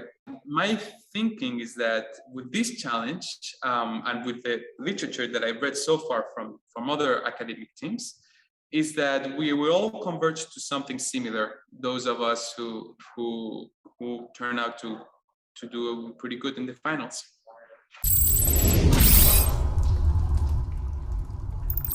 Information gain seems very critical for Team Dynamo. Let's take a look at how they handle the virtual world. Number 2, again, this is still Sub-T Central, and this is their UAV. I mean, is there something as too much information, Julia? Well, I mean, if you have the resource for it, it's fine and dandy. But if you see these platforms are not tethered, they are ad hoc networks, all of the things that they're doing. And there's processing on board is, it's eating up the power. And so resource limitations exist here. There is a such thing as too much information. So selecting the right information to keep, to share is a really key part of this challenge. So this crew has done a really nice job already. He mentioned they started in just a subdomain ago. They started in cave. I mean, how hard is it to all of a sudden jump in and design something and all of a sudden you're there at the cave, and they finished with a 3rd there? Well, this man speaks my software love language and talking about how these layers of architecture and everything need to be there. He's right. If you design your software correctly and you break it down, you break this problem down into abstracting the layers of what needs to happen at what point, it makes things a lot easier. And I'm excited to see his success on here for taking that approach, because it's not always the easiest one to take, but I think it can be the most rewarding. Well, hopefully it is the most rewarding for this crew as they look to finally get a point on the board. There it is, scored 1 and 1 total attempt so far made as they're dealing with a bit of fog. So let's head on over to our second highlight as this guy tries to traverse around that fog. And all of a sudden, whoa, what an update. Now 17 total attempts and 13, and that's a high success rate. Yeah, I don't quite understand their strategy on how they're deploying these, because they only have 25 minutes of battery life, and then it's going to take some time to charge. So you can't send them all out at once, right? You're going to want to send them out in waves. And so as that first one explores and kind of opens up your map for you, you might be able to then deploy more and get more points kind of quickly because of that information that you have. But I think this team's interesting. I mean, I don't know of any other team in the whole challenge, either track, that is going the all UAV route. So that's always always an interesting approach too. So yeah, they've got to be able to get that information and set back very quickly with only those 25 minutes of flight time. But so far, 20 minutes into this run and 17 total attempts, 13 scored. Still a fantastic job already by Team Dynamo. And again, as a reminder, this is just from one of their runs, 3 total runs per world, getting to that final score. So let's have a little bit more of a conversation about this team, Team Dynamo. I mean, what are your expectations just from your first glance heading into the rest of the worlds for Team Dynamo? Well, I think that there's a lot of promise in what they're doing, and from the navigation that we didn't really talk about on their side, but they do take this layered approach. They have a model predictive controller that has obstacle avoidance at the very lowest level, which allows it to be agile. It allows it to have kind of a good flyer. It's looking at its horizon and deciding what to do. And then it kind of adds map layers on top of that in 2 different layers on that, and so that it's allowed to kind of be reactive at the lowest level, but yet always keep its eye on the prize. Keeping its eye on the prize, that's pretty important. Now we've just finished up our second world. Yes, we've finally gotten to it. We've got one more still to cover here today, but let's take a look at where we're at on our leaderboard, because I know y'all want to see where we are. Dynamo, well, there you go. You were impressed with their software and their performance, and it shows true. 52 total points, also a great showing from Coordinated Robotics, still up at 41, and 39 for C2 Cross Norlab. Columbolo coming at the bottom there, but still finding 2. That's fantastic for them as you look through runs 1 through 3. So let's head on in to our final world just for the day. Don't worry, we've got several still left. This is a great name, by the way, Bear Claw. This is a cave system that teams are going to have to face off against. Lots of verticality, it looks like, as it goes up and down. I mean, what do you like about this world, Julia? Well, I think that you said it, the elevation changes is really what makes this world different, and it's a lot of, I think it's a fairly long set of. She is right. It is definitely a long set, as you've got 275 meters of height with nearly 3 kilometers of total path and length. So this is one of those worlds that you really have to deal with things like constrained passages, vertical shafts, and especially uneven terrain.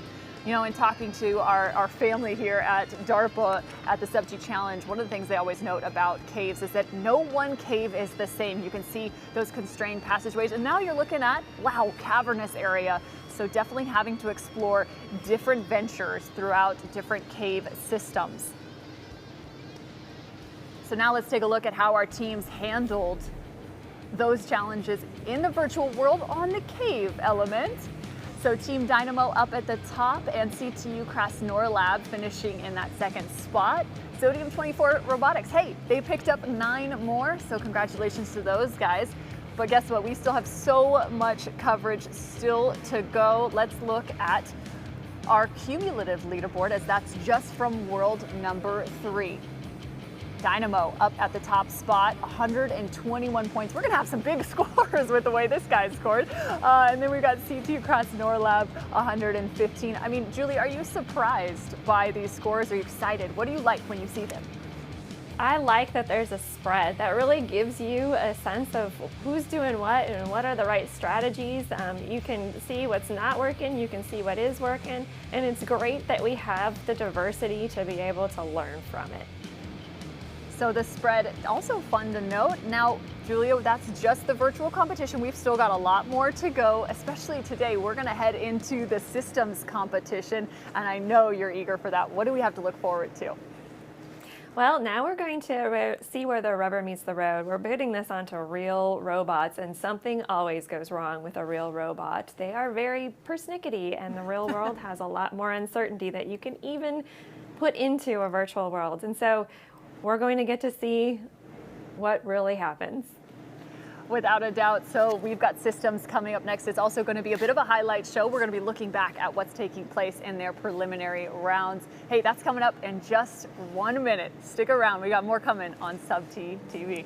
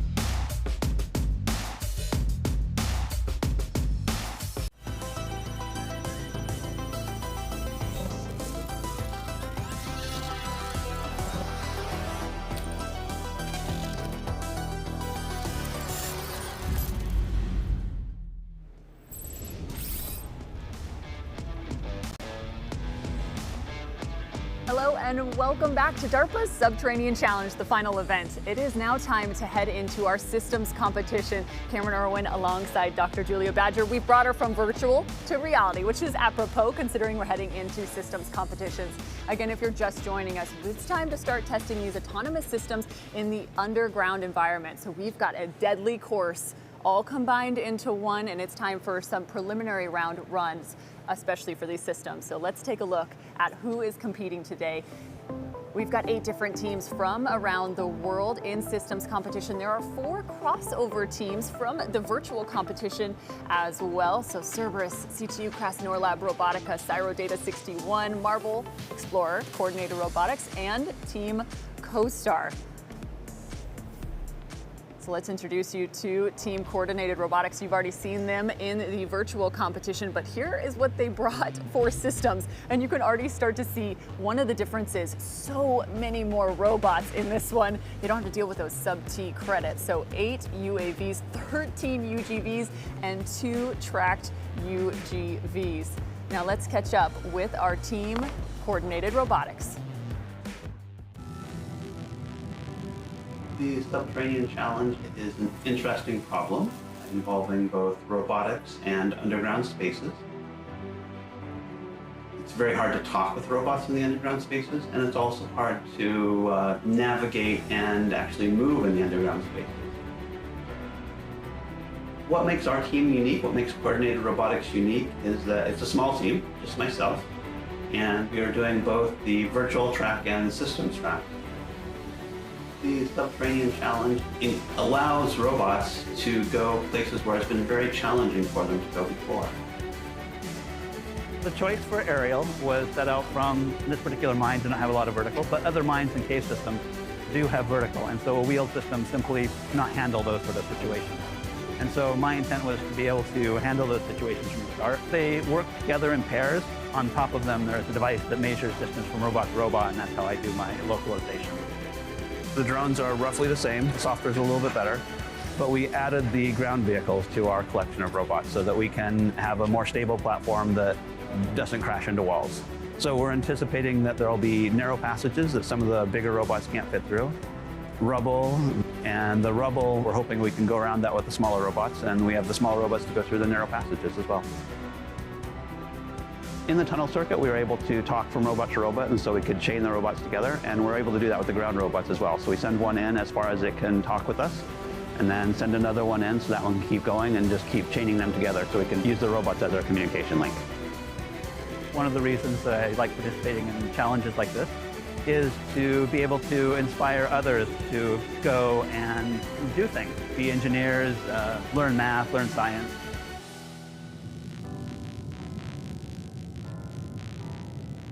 That's the team lead, Kevin Knadler, for Team Coordinated Robotics. Now, I did mention that these teams are going through the preliminary round, so we had a chance to have our field reporter, Scott Walker, catch up with Kevin Knadler after run 1 for Team Coordinated Robotics. All right, Cam, thank you. And here with Coordinated Robotics and Kevin Knadler, who is the team lead for Coordinated Robotics. All told, this is the first run. Everything about this run was about, as we talked before, really being exploratory, trying to get every type of robot that you have in action. What did you think about the overall, about how the run went? Overall, we're happy with the run. We were able to get, I think, one of each of our types of robots moving. We got a drone to crash. It's always one of our historical things. We'll show that in a bit. But no, we had problems with some of the robots we have seen before, and we don't like to see those, but we're able to get the robots running, get them moving, and we have some more work to do today. One more overall question. How did you see the run up to this before you got to this point? So were you happy with the way that all the robots got in, everything that you guys got settled as well as a team? Overall, we were happy with the process. It's on a project like this, we always want more time. Right.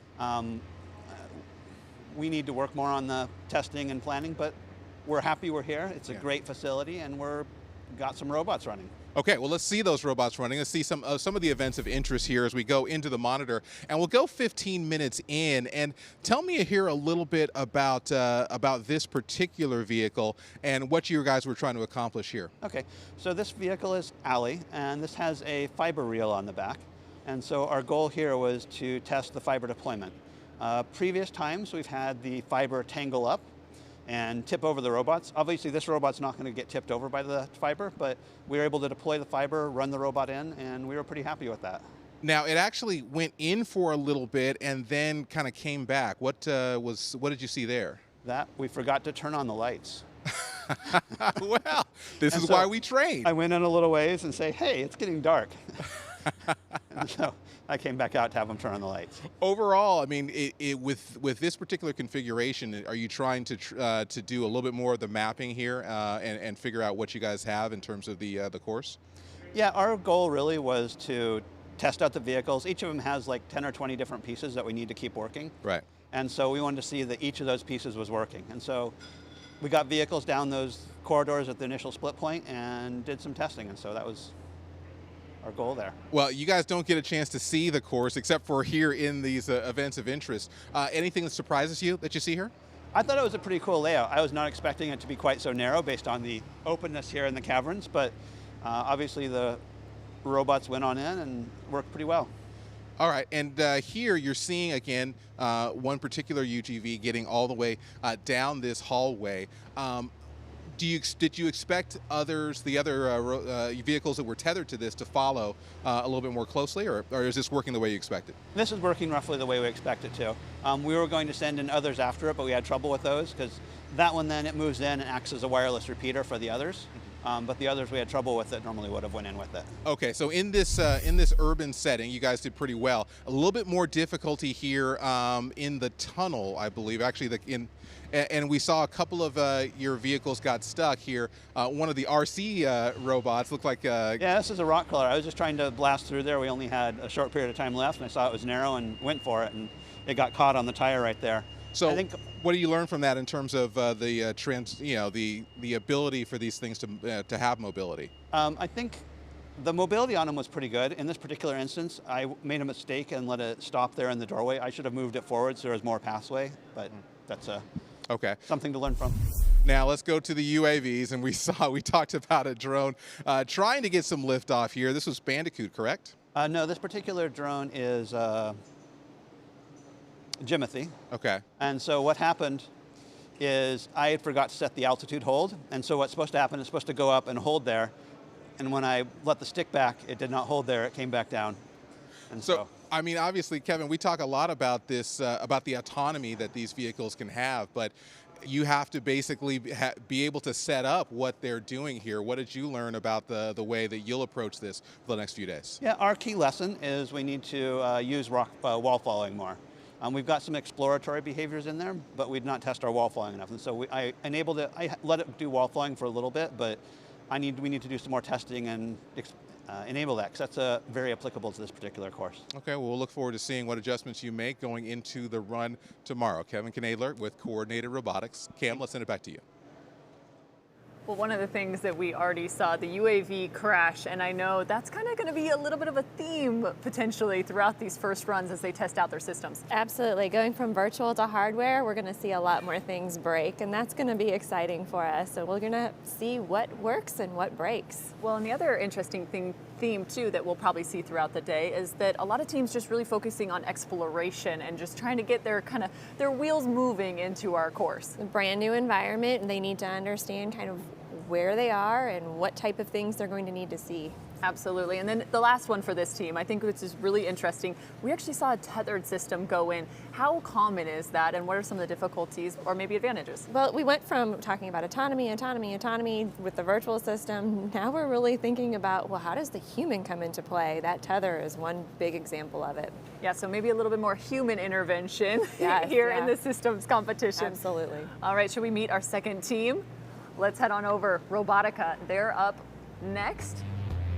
They've got, again, 7 UGVs and 1 tracked, so they're going all ground. A little interesting compared to a lot of the teams using those aerial vehicles. Now it's time, let's catch up with Team Robotica and see the journey through the Subterranean Challenge.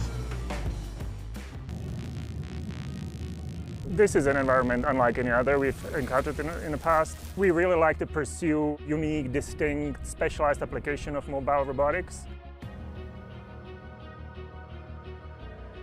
What's interesting for us is that it's actually trying to solve a real-life problem.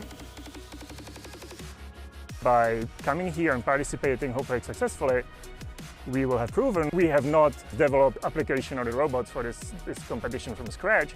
We used our existing platform and sort of modified it towards these goals. This is kind of a step up for us, even bigger of a challenge than we faced so far. It's intellectually kind of challenging, are we up to the task? Can we use our existing technology, our existing expertise to get where we need to be successful? We have decided to design one of our robots from scratch. We took the best of what we had experience with and we put it together in a unique and new way. And the other robots that we have improved in various manners, put different sensors on, make them maybe more robust, to sustain themselves in the environment. It's a dynamic experience and every day is like a new approach that we are trying, big steps or small. We have several articulated robots. They are capable of being already on the incline while the rest of the robot is still on the flat surface, so that should give it an edge. We have some wheeled robots that are actually pretty small. Given how the environment turns out to be, that might be an advantage in navigating lots of perhaps debris and getting around obstacles. And we have some tracked robots as well. That's kind of our approach, is to come up with all kinds of different designs and see, which one performed the best. Well, let's see how their first run went. And as a reminder, just 30 minutes for these preliminary round runs. Also, none of them actually account for anything heading into the prize round. So it's really about that exploration. So I'm going to send it on over back to Scott Walker. And thank you. Team Robotica is represented by František Brabak. And František, tell me a little bit about what Martin Bluey was telling me earlier before today. And that was the initial ramp was potentially going to be an issue. You guys thought that it may be a little bit of trouble to traverse for the robot. How were you guys able to navigate that and handle it on this run? So yeah, we talked earlier, and we knew that the ramp could be a problem because we are trying to be cautious in our run and limit the slopes on which the robot is trying to go, and especially if there are options, then it might choose to go a path that is not as steep perhaps.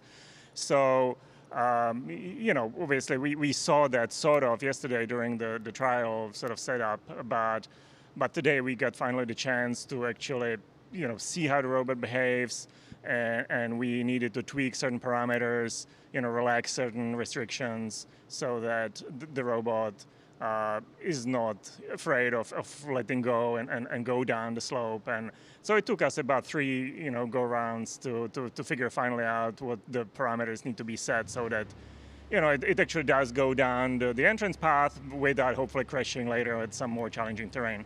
Okay, well, let's go ahead and look at some of the events of interest here, and let's start. Once you guys entry 4 was this, and once you finally got it there, what did you adjust to be able to get it to go down the entry ramp here? So there were several parameters that we were looking at.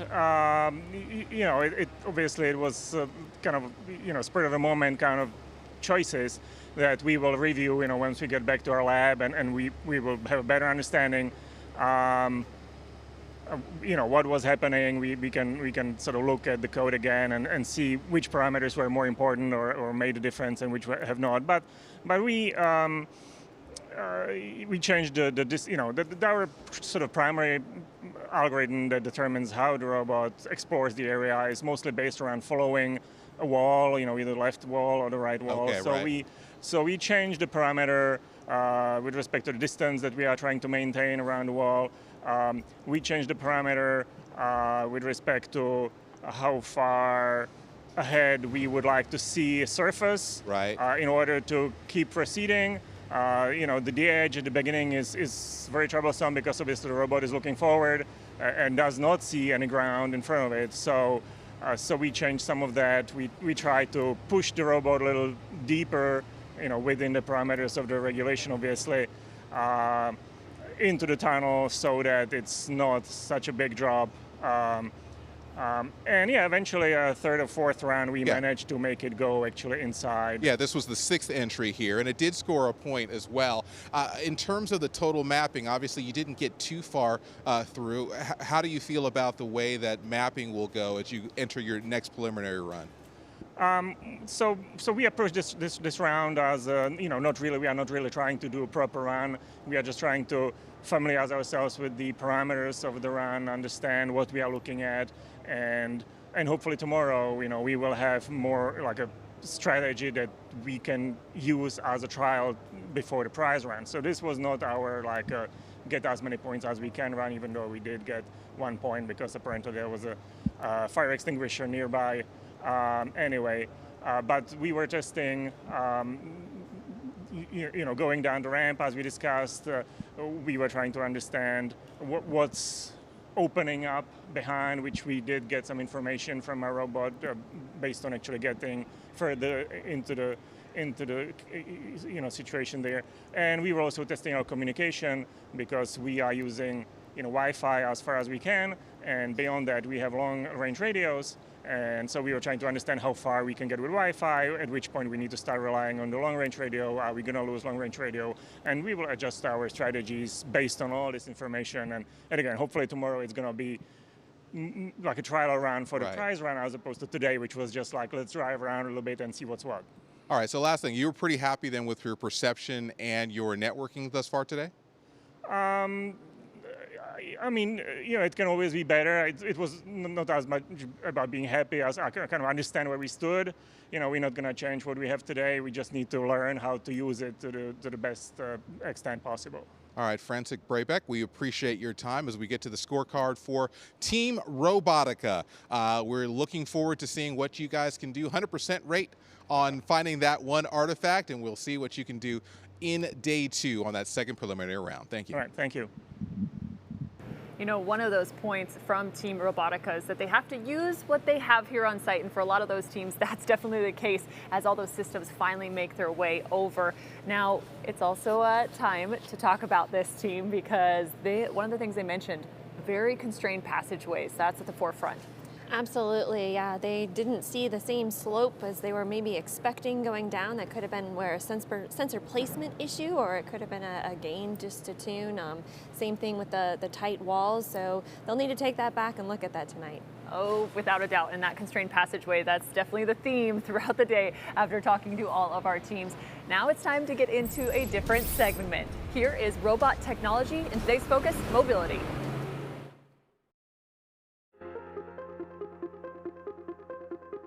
The subterranean environment presents a myriad of challenges, such as vertical shafts, tall obstacles, narrow and confined passages, stairs, and debris that may be difficult for robots to navigate.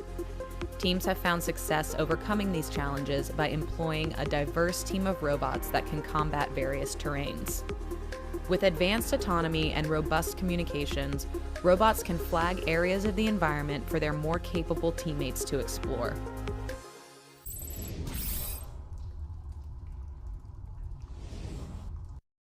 My focus is in ground robotics, previously focusing mostly on intelligence and the behaviors of autonomous systems in the ground domain. Mobility in the underground environment is difficult because you generally don't have a good idea of what you're going to encounter. Humans are particularly good at adapting to new environments, especially things that are very similar to what they've seen in the past. But robots generally don't do well in environments that they haven't been trained in or experienced in the past. So examples of that would be mud or unstructured environments that they don't have an a priori map for, and little things that seem innocuous can really trip up small robots. Little curbs, little blocks. Typically, my experiences in the past have generally tried to avoid those situations because robots traditionally have problems with them. And so the Sub-T challenge is really trying to get after that problem that robots can be ubiquitously used underground. Having heterogeneous teams allows you to take advantage of the strengths of particular vehicles and offset the weaknesses of some of the other ones. So, for example, in the air domain, you can take advantage of the opportunities to see further and not have to deal with maybe obstacles that would trip you up if you were on the ground, and combine that with the endurance that you get from a ground platform is a really rich opportunity for heterogeneous teams to work together to collectively solve the problem. Now that's all about mobility. I'd love your take on mobility and maybe some of the techniques used here at the Subterranean Challenge. Absolutely. I think that because you see all of these different types of robots, you've got the aerials, the tracked, the wheeled, even the legged robots. They're really trying to use hardware to play to the strengths of the different types of terrain that they're going to see. So we're going to see a lot of those systems still in play. Let's take a look at our next team. This is going to be Team Cerberus. And they have a lot of systems. Take a look at that, 16 in total. They have everything from legged UGVs. Oh, finally we get to see some of those. And then into the multi-rotors along with the UGVs on the ground in terms of wheels. So here is a look at Team Cerberus. It is very hard for robots to have this ability to still be agile and strong, to still have perception that is minimalistic and dynamic range that works in pretty much every environment. So our team involves a variety of robots, a collection of robots of walking systems and flying systems that even can collide with the world and sustain the collision. We will emphasize particularly on the locomotion aspect, agile flying robots that can go through the most narrow settings, and also how the robots make decision-making autonomously inside the underground mine. The Subterranean Challenge has robots to do both to go in very large-scale environments, but also in very degraded sensing conditions and simultaneously very narrow. All this, together with rough terrain, correspond to what is very hard for robotics. That's why we bring legged robots, and to be able to overcome any navigation obstacle, that's why we bring collision-tolerant flying robots. It really puts all us roboticists to question, are our robots able to overcome all difficulties in terms of environment, in terms of sensing conditions, and in terms of autonomy? It says to all robotics, make sure that your robots are able to go on their own, not need any teleoperation, just navigate, do their mission with full autonomy. This is absolutely difficult at the moment. I want to emphasize on the fact that we try to not build custom systems for the competition. All other robots share maps and they co-optimize with each other. We expect to have information where the robots are at any point. If this expectation is correct, we plan to emphasize much more on the flying and on the co-deployment between flying from the ground. We love this challenge because it allows us to emphasize on the hardest problems in robotics at the moment in mobility and autonomy and emphasize on how to solve them. The Subterranean Challenge for us is an amazing challenge for robotic resilience.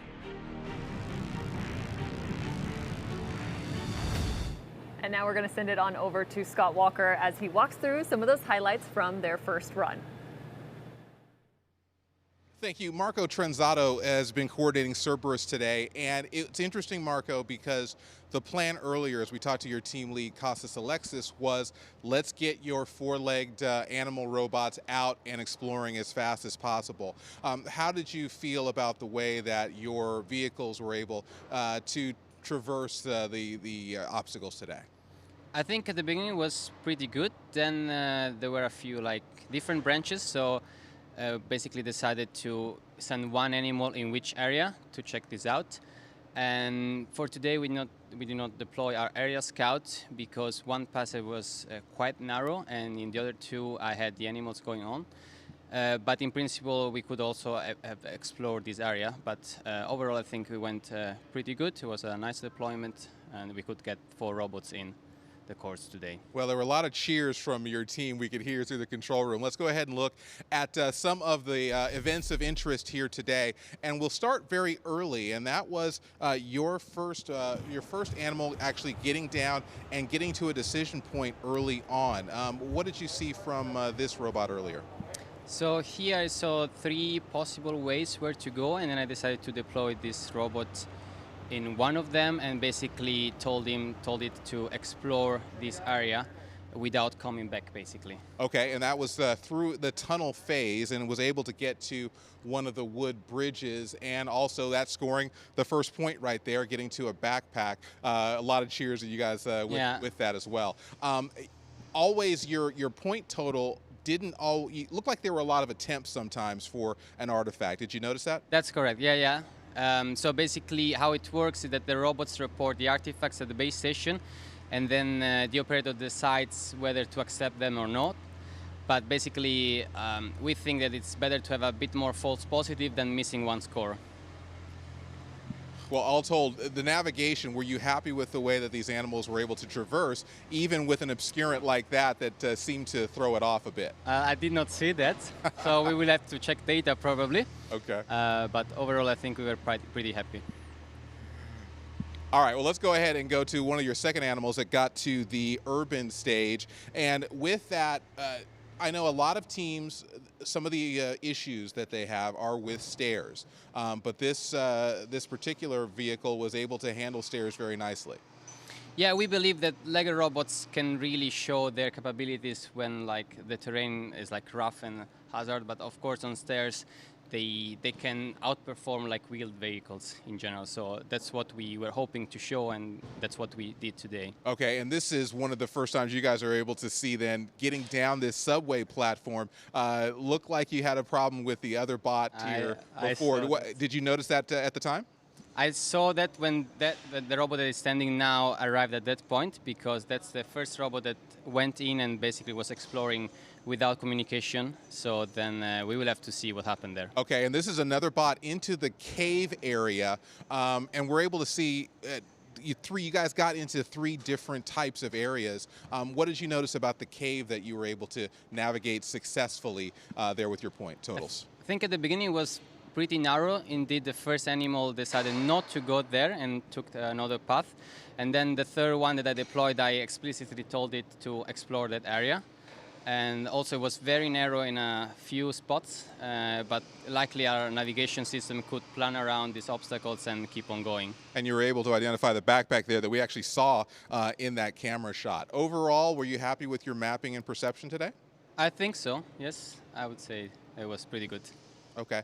What are some of the things that you'll look for in your second preliminary run now that you've gotten a sense of all 3 different domains? I think we will for sure deploy a scout, so an aerial vehicle, because this can provide a lot of information at the base station before we deploy the other robots. So this is something we want to definitely try out tomorrow, and then with this additional information we either use them as a pure scouts or also to score artifacts. And you also have another animal legged robot that you can utilize as well. Indeed, so we would like to deploy 4 legged robots tomorrow, 4 animals. Okay, well, we'll look forward to seeing what this run will be able to do. Marco, thank you for joining us. We see the scorecard for Team Cerberus.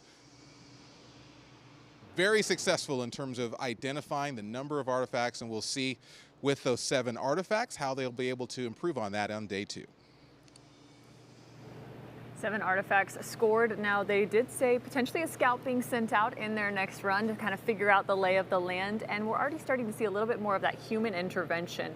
This team specifically kind of trying to decide the goals of these systems. Absolutely. They are using the humans in the autonomy structure kind of where they're supposed to be. They're at the top level trying to understand where should everything go, what is the goal there. You actually heard in the interview they talked a little bit about directing it into a place. These bounding boxes that they assign these robots to kind of separate the exploration to get more coverage is a key part of their strategy. Well, and that's a great point too, because it brings back the reality of the purpose of the Subterranean Challenge, right? It's these disaster scenarios to better aid and support warfighters and first responders to be able to kind of deal with that. That's a great point. So as we head into our next team, here is Team Marble. Let's take a look at their platforms. They've got just a few. You've got the wheeled UGVs, and again, those leg systems coming out in full front, and then the multi-rotors UAVs as well out of Colorado. So now let's hear more about Team Marble.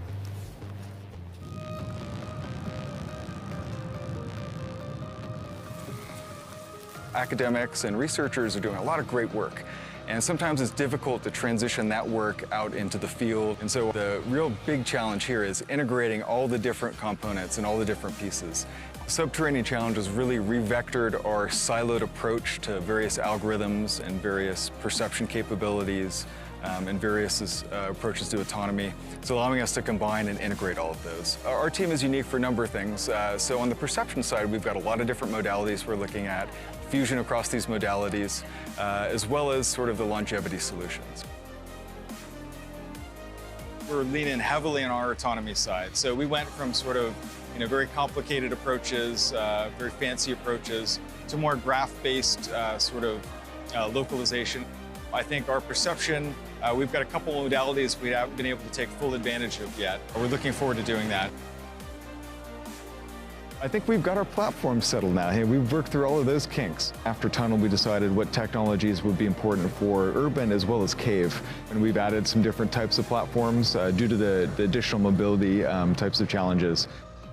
We took a slightly more holistic view. We have more of a frontier-based exploration type of strategy. You have to be able to plan to spaces where you don't see anything or you haven't visited yet. I think in our case, we tend to rely on the autonomy a bit more, so we'll disconnect from whatever backbone we have, go explore, find artifacts, and come back and connect some of that stuff.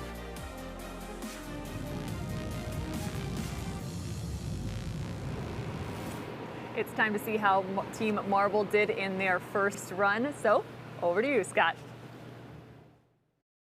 All right, thank you. Team Marble is represented by Mike Ordzansky. Mike, thanks for joining us. And so after your run, a good point scoring total, but more than that, you got all 4 robots in. Not every team thus far today has been able to do that. What did you think overall about the way that your vehicles were able to perform? Yeah, you nailed it. It was a great kind of start to the run for us. That's something our team has been practicing heavily for the past few weeks because that was one of our sticking points in the past few competitions. So yeah, we were actually able to get the first 3 robots out pretty quickly, under 5 minutes, and we actually held back the last robot to try and prevent a traffic jam from happening. Well, interesting. We'll get to some traffic issues in a moment, but let's go ahead and start with one of the first robots that you had, and that was the entry of that first spot robot. What were you guys looking for as that initial robot was able to explore? So, I mean, the first thing we look for is for it to get a path. So we basically drive it up to the gate, and then once we see that it has a path to explore into the environment, we just let it go. So at this point, he's fully autonomous exploring the environment. And he's going to reach that decision point, end up going into the tunnel area.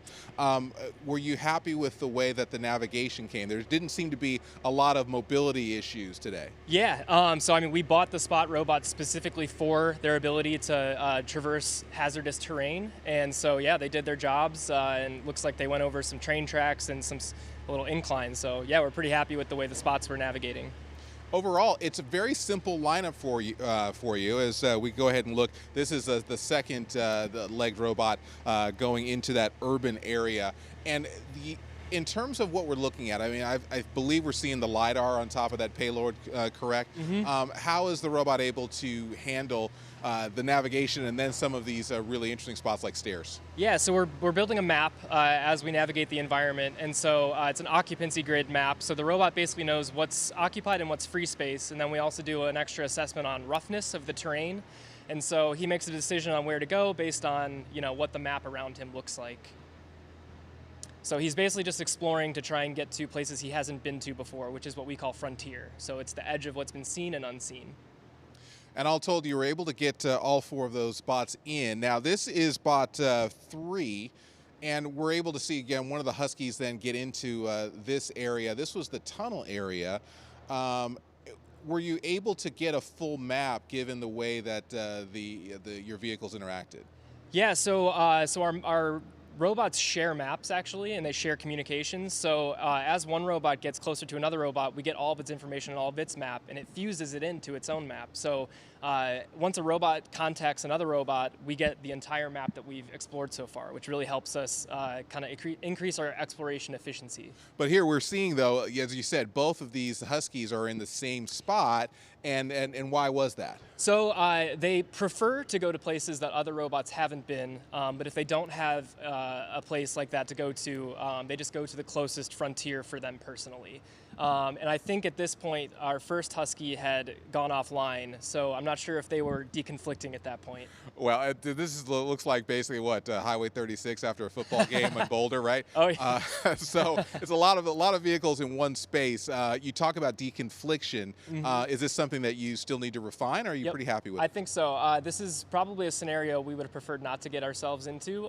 So yeah, we're going to go back. We're going to look at the data, and we're going to see what we could potentially tune and tweak to get our robots not to be like that. And that's the one thing I think you'll look forward to get to your second run. Yeah, everything else went super well. So yeah, very minimal things for us to kind of tweak and tune going into tomorrow. All right, Mike Ortansky, thank you for joining us. Congratulations to Team Marble as we send it now back to you.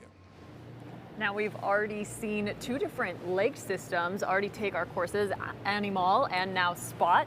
And one of the things we saw right there at the end, a little bit of a traffic jam, right? And it piqued my curiosity. You know, we talk about shared maps and sharing information. For these teams, I mean, how close do these systems have to be in order to connect and kind of share that data? Absolutely, it's a great question. So there's different types of technology that the teams are using, whether it's the breadcrumbs, some of them have ad hoc networks, and some are using Wi-Fi.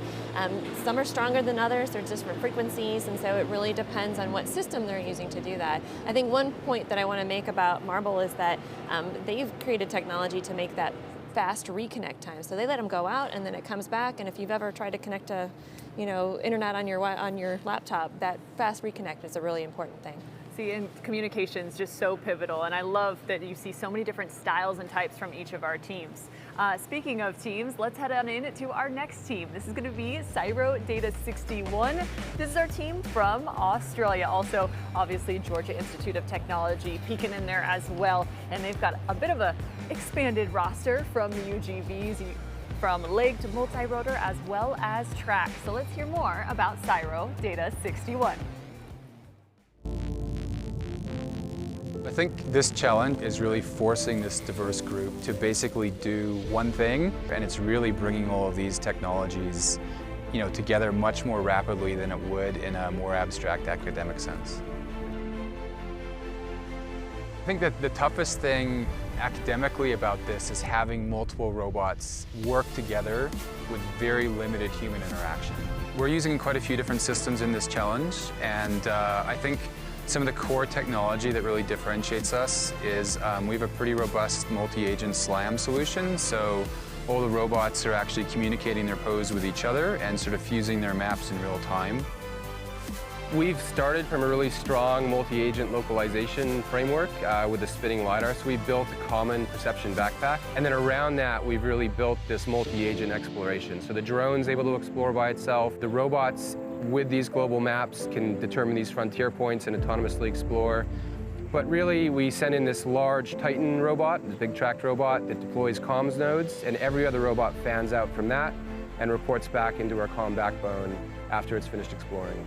I think the thing that we really focused on going from tunnel to urban was autonomy. We're expecting really rough, uneven terrain, and so I think we're going to focus a lot on making that autonomy work in that situation. We have a really interesting approach where all the robots are sharing maps with each other. Each agent is computing something we call a frontier. Those actually get shared between robots. The robots choose to go after one, and then it drives back and reports everything it's seen. Anywhere you want to have a fleet of robots working together and really just solving that difficult set of mobility problems, communication problems that I don't think have really been addressed in such a concrete way before. Now that we know Cyro Data 61's approach, let's see how their first run went. On over to Scott. Team Cyro is the pride of Australia, and Brendan Tidd is the coordinator for the team here on their first run. I think a lot of the teams are shocked. Obviously, the LMC is a very interesting environment. What surprised you as you got here and then into your first run? Just coming in is the scale. The scale is incredible. Obviously, the caverns around, but the effort that DARPA has gone to is epic is the word to describe what we've seen walking in. With regards to going in the tunnel, I guess I didn't know what to expect from previous runs. Don't come in with too much precognition, but going in there, it's pretty cool to see the split of the urban tunnel and cave circuits. What surprised me about them, it was certainly, we've tested and our robots are fielded pretty well, but it was very tight, very rocky, and some of our mission supports big open spaces, like launching a big drone. Right. So I was looking for a spot for that. Unfortunately, it was very tight down there. Dropping nodes, the nodes take up a little bit of space that the big robots can't get past. So very cognizant of where they drop. Well, let's go ahead and look at some of the events of interest that we can see here from the highlights. And we'll start actually with one of your first UGVs, of course, that being the legged robot in the urban setting. And you can see here, you're about to score a point based on some of the perception here. What were you able to do in terms of this one spot robot that you deployed?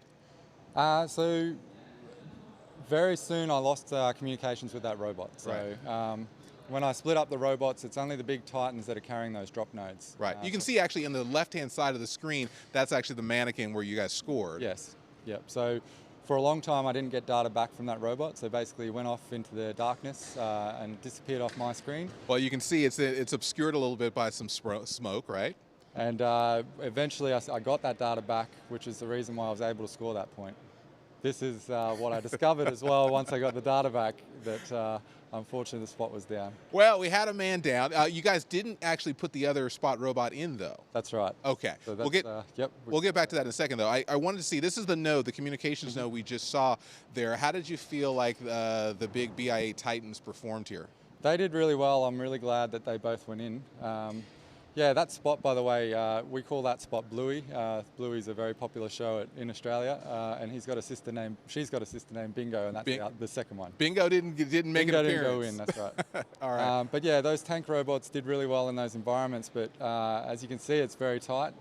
And those nodes take up quite a lot of space. Okay, how are you able to handle this smoke obscurant here? This is certainly much more dense than we were expecting, right. And the robot picked that up as obstacle, obviously. I don't know if that's obvious, but... Yeah, well, how did it perceive it then? Yeah, it perceived it as something was there that it shouldn't drive over. Okay. And I saw that as well, because the tank robots, while Bluey ran out of comms, I had quite good communications to these guys. And I was actually able to tally up through the smoke a little bit.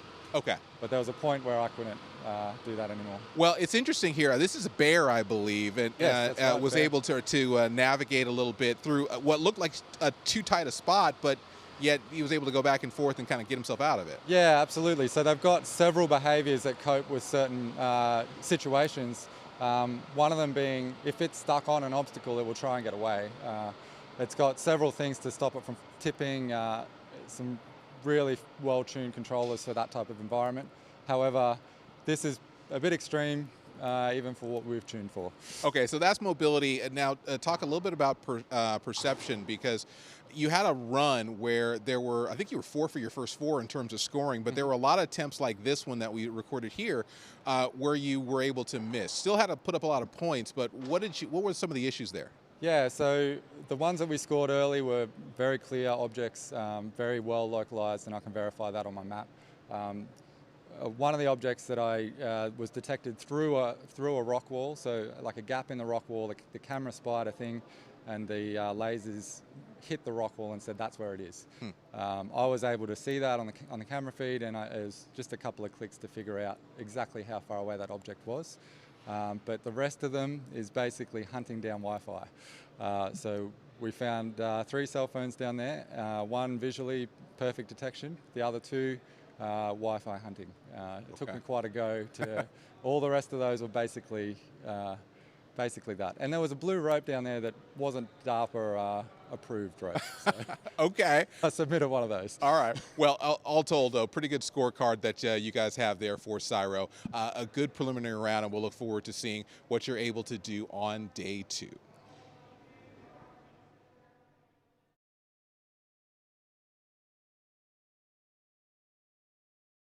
You know, one of the interesting parts that I caught throughout that conversation is that he talked about the density of the fog and how that can really obscure the data. Yeah, it was an interesting conversation in that he said, okay, I'm going to teleop it, I can only get it so far, and that really fits with the strategy that they've been doing with how they're using their humans to affect priority. So what they probably did is said, oh, I'm going to make exploration a higher priority here and take traversability down a little bit to make it through the fog as much as they did. He even said there's a limitation though, right? He could only get it so far. Absolutely. Well, let's take a look at our next team. It is going to be CTU, Krasnorlab. And I think they've brought just about every imaginable robot that you can come up with, from the UAVs to the wheeled to legged, even an aerostrat showing up. And then alongside that, the tracked. They have 6 tracked UGVs. So here's more on CTU Cras Norlab. Why we like to participate in a Subterranean challenge is pushing forward our technology and increase the reliability and the motivation for the social impact.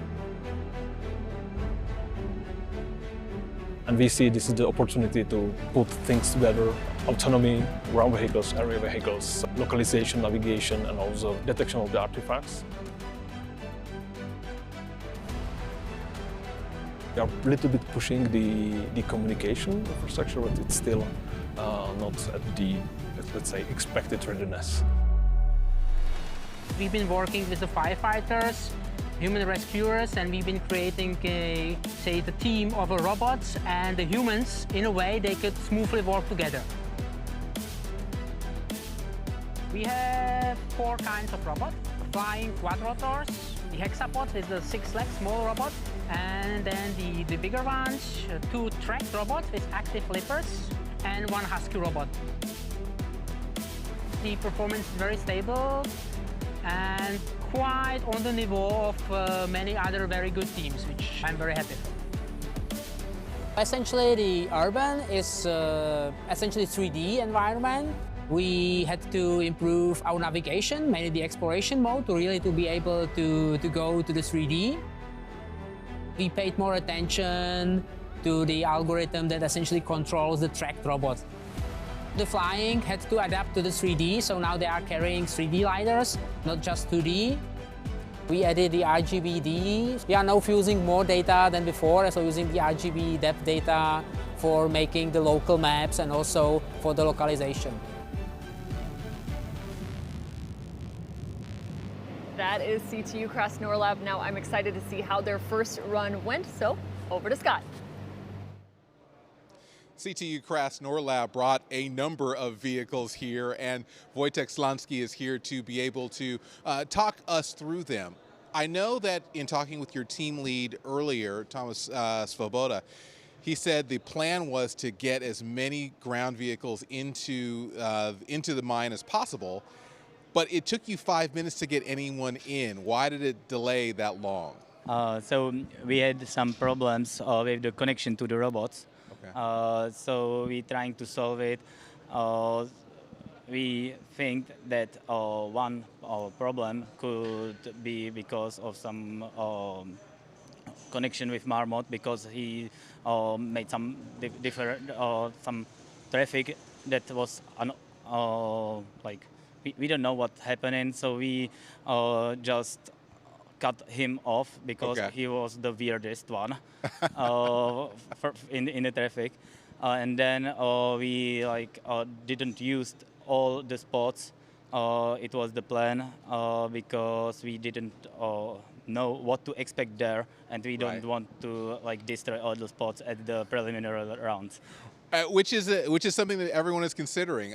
Let's go ahead and talk and look through some of the key events, the events of interest here. And you were saying you didn't use all of the spot robots. This is the first bot that you guys got in right after the 5-minute mark into the round, and once it got entry, it went into the caves. How did you feel that this robot performed today? The first one was the best of them. He was autonomous, and after he lost the connection, he get back to give us all the report, all the detected artifacts. Some of them we have online, but he came back at the start position, so it was So it was a little too late. Was it, or to report? Was it too late to report? No, we reported online, but maybe some. We have to see the data again to see if there is something that he doesn't send to us or not. Okay. But Well, it's going to be great that you were able to get Spot back, even if they were true autonomy, getting back to where he came from. Yeah. Meanwhile, you guys had the drone really working. What did the UAV be able to tell you about this domain?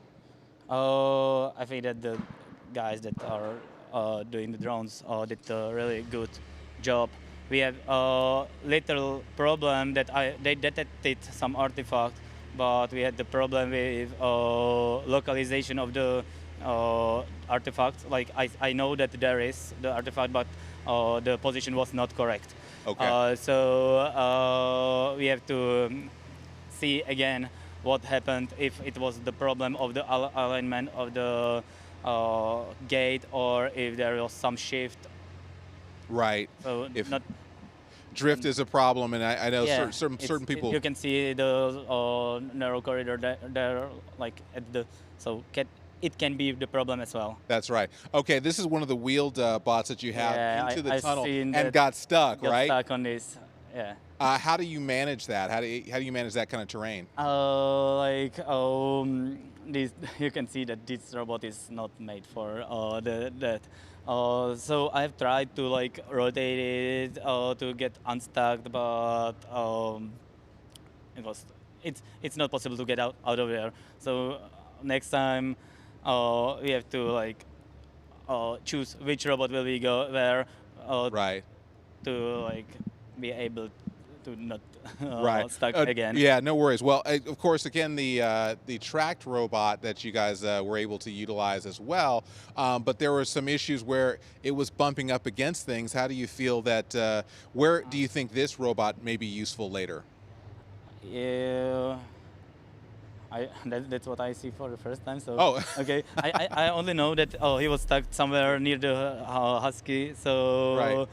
Next time I hope that we will use the augmented tracks like the flippers, right? To be able to move through the rails and through some hard passages. So sure. these robots is maybe the one that will be most used for hard terrain. Yes, yeah, it's certainly a lot of a challenge, and I know a lot of the teams are trying to figure this out. Wojtek, we appreciate your help here as we continue to understand here. Day one, the preliminary rounds. You can see the scorecard there with 5 points for Team CTU Krasnodar. Well, you got a chance to see their Absolem with those flippers, just kind of one of those interesting, unique bits for their tracked system. But one of the things I noticed was getting stuck on the rails, and I know that presents a lot of challenges. How do you get around that? Well, like they said, it's really about that strategy that they're employing on where everyone goes. And when they put these into this completely unknown environment, they are directing them to go explore and find these things. And when those rails come up and you've got a robot whose wheels are too small to get over them, you just have to know that that's the wrong place for it to be. And so since they can teleoperate, they can correct that next time. So it's a bit of tuning, right? To go into that. Yep. All right, makes sense. Well, let's head on in to our next segment, why it matters. And, you know, one of the biggest things is these autonomous systems are aiming to be able to support warfighters and first responders. That's the mission. But here is one of our experts. She's going to let you know. This is Gretchen Baker, why it's so important.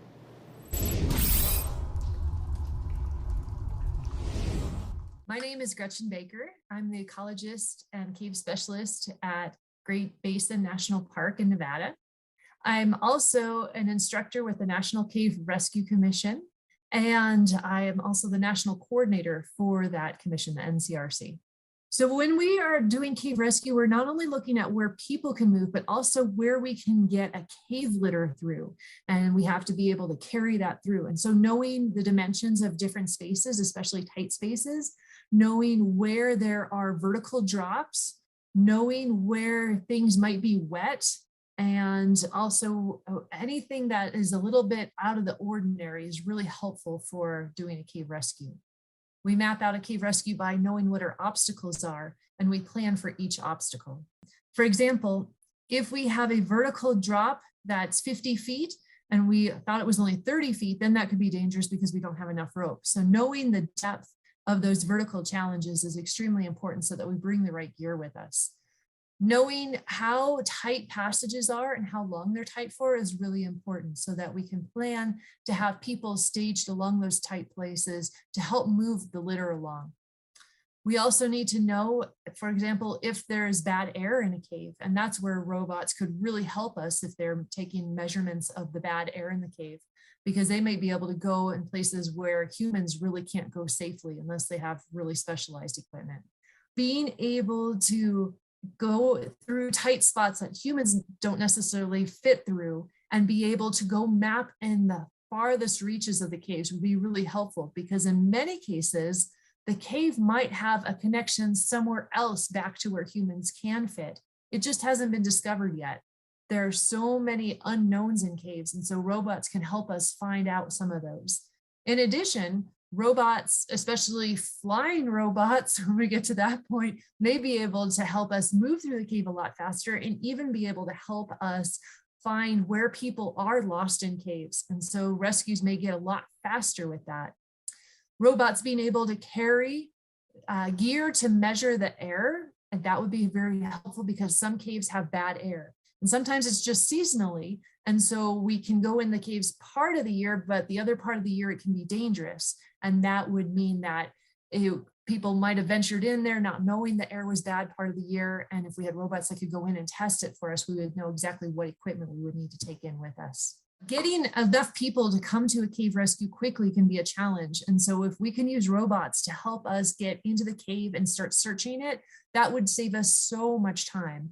Because if we know exactly where the people are, then we can not have to go down a whole bunch of different passageways. We can go right to the injured person. And so speeding up the response time to get to the person who's injured would be a huge benefit. Also, some of the caves are really difficult to get to.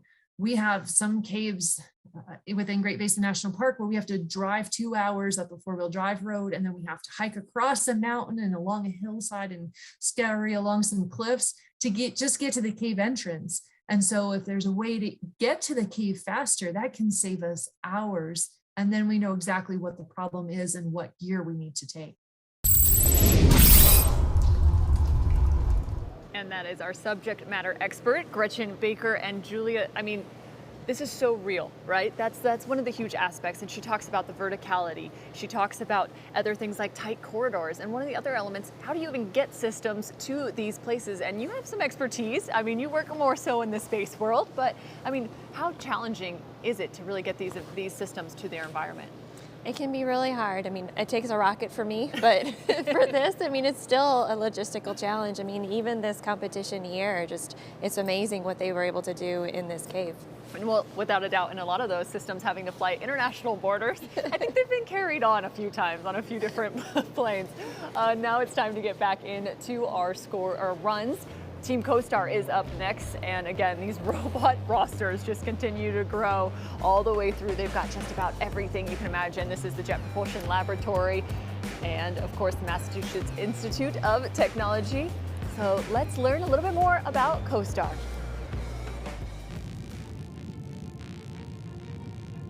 Communicating from deep and long caves all the way back to surface, is a capability that is very useful if we have humans on Mars. Our solution is based on a heterogeneous team of robots. One aspect of our solution is based on a mobility system. The other unique aspect goes back to our communication system based on DTN, disruption tolerant networking, and also our navigation system, which is based on MQS. Mobility-wise, we have ground robots and aerial robots and hybrid systems. We are going with flying vehicles, quadcopters, and ground vehicles wheeled and tracked. We're going to enhance our algorithms, make sure our localization is more accurate to reflect the accurate and exact locations of artifacts. It provides very good opportunity for us to study these in a faster pace with a larger team, understand more, and move what we learn from this domain, terrestrial applications, to planetary applications. In tunnel, we learned a lot. We learned that testing is very essential. In urban, we put that in work. We had our various systems in various field sites. Also, we look deeper into autonomy and try to give higher levels of autonomy to our various systems so that we can handle larger courses and more complex missions. This is actually one of the best part of the DARPA challenges. All these various and different technologies that are state of the art. We are learning a lot and we are very excited to be part of this entire event. Team CoStar has definitely been fun to watch. They actually picked up the victory back at Urban Systems. So let's see what they did on run number 1. One of the highest performing teams entering this finals for the Sub-T has been Team CoStar, and Benjamin Morel joins us here. Everything about your team strategy was all about trying to spread out and explore the terrain here. You were able to do that successfully to start. How did you feel that went throughout the round? Yeah, that was pretty challenging, Scott. When we have 6 robots, 6 ground robots and the drones, and so we want ideally that they go in different locations, but it's a completely unknown course, and so as we go in there, we discover what it's like and some of the challenges our system may face compared to where we'd been testing previously. And so to start off, the deployment from the starting area was okay with a few hiccups, but then we found it a bit more challenging for the exploration, some more narrow passageways than what we've been testing in recently, and that led to some challenges with different robots trying to go to the same location, blocking each other's way, and so that made it a bit more challenging, a bit less of a rapid exploration than what we were hoping for. Well, there was a lot of action here today. Let's go ahead and show you some of the events of interest here. And let's go ahead and start with 2 of your wheeled bots here fighting for position trying to get into this tunnel. But they were able to navigate it. What did that tell you about the way your systems are set up? So the guys are pretty persistent, and our hardware team's done excellent work on making these very robust systems because we're sending them in unknown underground environments with extreme terrain. There's a lot of things that could happen to them, and we want them to keep operating, to keep doing their job of exploration. Obviously, there's a bit of a mix-up there, then going in the same areas. But in terms of the system, the hardware, they're able to do they're able to cope with that and then continue going on their mission. But this was a trend that we saw for most of the day. Is that part of the way that your multi-agent coordination works, or? Yeah, so ideally we're not running into robots. That's not part of the multi-robot strategy. Yes. However, they're looking to explore and go to different areas, and some of the areas of exploration may be aligned at certain periods of time. Well, we saw the drone part of that exploration, but that drone didn't last long. Tell me about what happened to the aerial vehicle. Yeah, so it's a bit ugly to see. The course is very narrow compared to what we've been testing with, and the downward slope makes it a bit challenging for the drone operations. So that's why the drone ended up landing, because it's a bit difficult to navigate through that environment. Is this fixable damage here? We'll be able to fix it, yeah. And obviously that challenge is to the robots that are on the ground robots. This is traversable, so it just goes over, no issues. But yeah, we'll have to do some repair work on the drone. Okay, and then at one point here during, I believe it was the tunnel sequence, we saw one of your spot robots there, well, that more damage being caused to the flyer. We saw one of your leg robots, one of your spots that went down right next to an artifact, actually. What did you see from that crash, if you were able to view it? Yeah, so our focus for this run was on exploration, on learning about the environment. Again, this is a completely unknown environment. Could be nothing like we've ever tested in before, a lot of different features that we may not have ever seen. And so really our focus was, how can we learn as much about this environment as possible? The operator's time is extremely valuable for us. We've got a large number of robots, a very complex system. Ideally it's fully autonomous, but when there's issues that aren't what we expect, the operator's time is most valuable to making sure those robots can explore so we can learn more. In future runs, we may spend more time looking at the artifact reports to try and score, but that was not the focus for us for this run. Overall then, did you find the exploration went well, despite some of the interactions between your robots? Let's just say there's a lot of data for us to look at, and we can tell you more tomorrow. Okay, well, we'll look forward to that. It's certainly a lot of very interesting stuff that you guys were able to deploy, and we'll see what Team CoStar is able to do going forward. It's going to be interesting to watch this team as well as the others in day 2. We have one team left for day one, as here is the scorecard, as we will have for Team CoStar 1 point, but that wasn't the focus here in their preliminary round one. That focus was definitely on the exploration, but I have a feeling their focus overnight is going to be all about repairing their systems. How do you even do that? Well, this is a great contrast with the virtual, right? So you need to be a little bit more conservative on your strategy because you still have to use these same robots tomorrow. And so when they do these types of things, you've got to spend your night fixing them. Whereas in virtual, you just restart a run and you're all good. Yeah, so definitely some work to be done. I think that UAV got a little crunched, but maybe it can come back to life. We'll have to find out.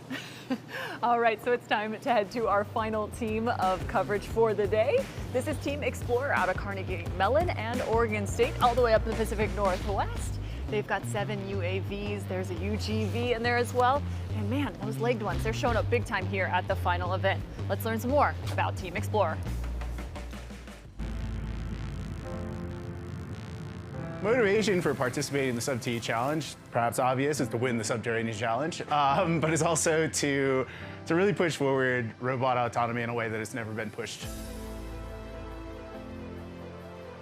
Pushing the technology forward on all these different fronts, on the communications, on the mobility, on the multi-agent coordination. I think that putting all of that together, I think it's just really, that's the hallmark of this challenge.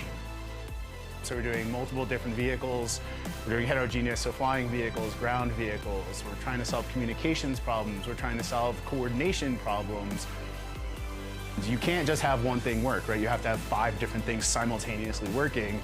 And getting to that point is extremely non-trivial, but I think that that's ultimately the real value.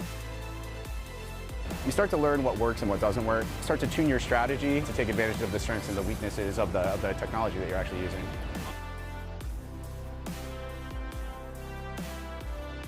There's a real need for advanced technology in these areas. It's still very manual to this day.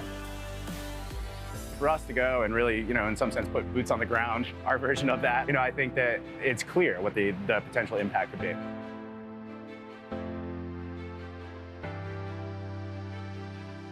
I think we have made a lot of progress and built many new robots, and we hope that those robots will be successful.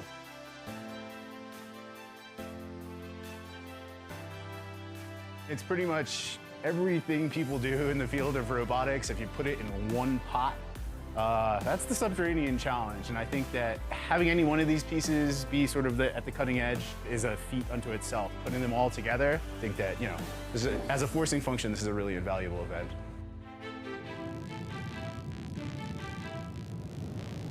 And you can see the numerous types of systems that Team Explorer was able to use. Let's take a look and see what they used in run number 1. Over to Scott. The aptly named Team Explorer did that in their first preliminary round. Sebastian Shearer joins us, one of the team leads. And what was interesting, though, is you explored without your entire fleet. Why did you decide to leave a couple of vehicles back? So since the time was only 30 minutes, we decided on some strategy of what we think would be a good team of robots to use for exploration.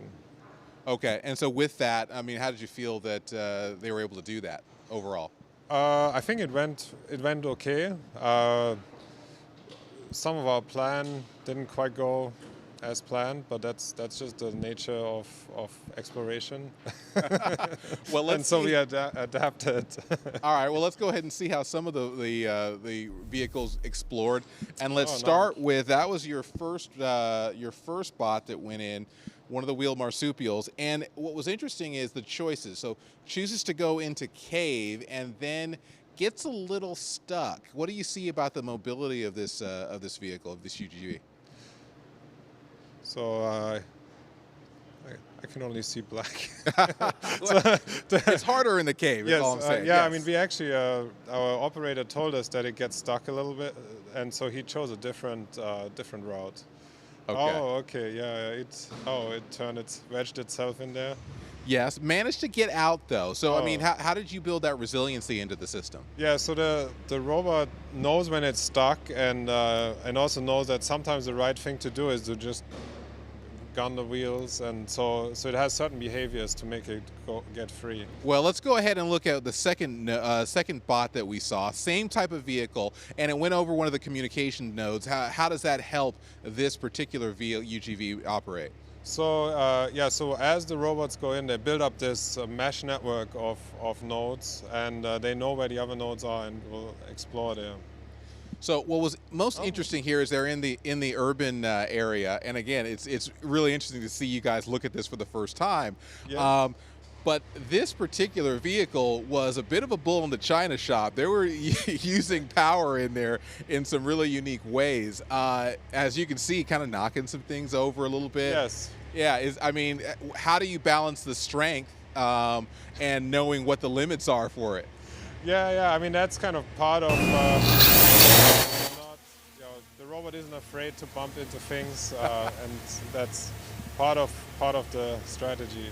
Okay, so this is one of the drones, the Canary drones, that a company that spun out from Carnegie Mellon, some of your students, and you can see here a lot of real kinetic activity. And then at this point, it looked like it was going to be able to get vertical, but did not. What do you see here? Oh yeah, so I think it tried to get over the ground robot, and I don't know if there's a camera or something on the other side that it might have not avoided. That's more painful to me, to watch our ground robots. You would not be the only one today. Yes. It's all right. Well, tell me about this, because then you sent this vehicle back in after it came out without its marsupial drone. Why? We just removed it because we knew it kind of got stuck there. You said that was the first time it had happened too, right? Yes, and I think now I know why, because in the cave it wedged itself against it, and I think that messed up our launch system. Interesting. All told now, with what you guys have seen, and you guys will analyze the map, it was also interesting. You had a lot of delayed scoring here. Was there a reason for that? Yeah, that's part of our strategy. We want to explore a lot, and then at a certain point in time, we basically go through the artifacts and decide, to submit them. Okay. Well, all told, the exploration here. How much do you know you have already, and how much will you have to examine overnight? We'll look at the data, and I think we'll see lots of surprises. And overall, I think we could have explored more than we did, but it is what it is. Do we expect to see the full fleet tomorrow? We'll probably do a partial fleet again, and then for the final, we'll deploy everything. Okay, well, we will be very interested to see that. Here is the scorecard now for Team Explorer as we wrap up our preliminary runs here on day one with 6 points for the Explorers. I think my favorite thing that he said is, it usually doesn't go as planned. I think that's very, very true. And speaking of not going as planned, they got stuck a couple times. What are some of those recovery methods that these teams are utilizing? Well, I think it's a great crossover back to that virtual. It's all about those strategies for autonomy. And even though in this competition, the humans have a much bigger role to play, they still have to have a lot of backup strategies. As he was speaking about, when they got stuck, it wiggled back and forth, it tried to move its wheels, and eventually figured its way out. Yeah, they definitely had to adapt to their surroundings after that launching mechanism not necessarily working out for them for their UAV. Now we finished up all 8 of our teams in terms of their highlights. So now let's take a look at the scorecard for all of these teams. And again, as a reminder, these preliminary runs, they do not affect that final prize round that will take place in just another little while. We've got another run to go before we get into that. So you can see Cerberus, just 7 up there, but expect those scores to change pretty significantly. And again, not necessarily a leaderboard, but we'll see what takes place after that. Now I've got a full crew as we take a look at the leaderboard. Again, that run 1, it's nice to see those points, but they don't really matter once we get into that final moment. Now it's not just me and it's not just Julia. Scott has been with us throughout the entire day. So I'm going to send it on over to Scott for his final thoughts on what he's learned from the systems teams and the vibe over there. And Cameron, it's interesting, the points don't matter in these runs, but the runs very much do matter. And as you can see, look, the best laid plans is what we've talked about. We know what happens with them. They go by the wayside. A lot of surprises here on day one, and I think the teams were mostly surprised by the scale of the competition and the courses they're going to have to navigate. So the real question is, how do you iterate from day one to day two and do that on the fly?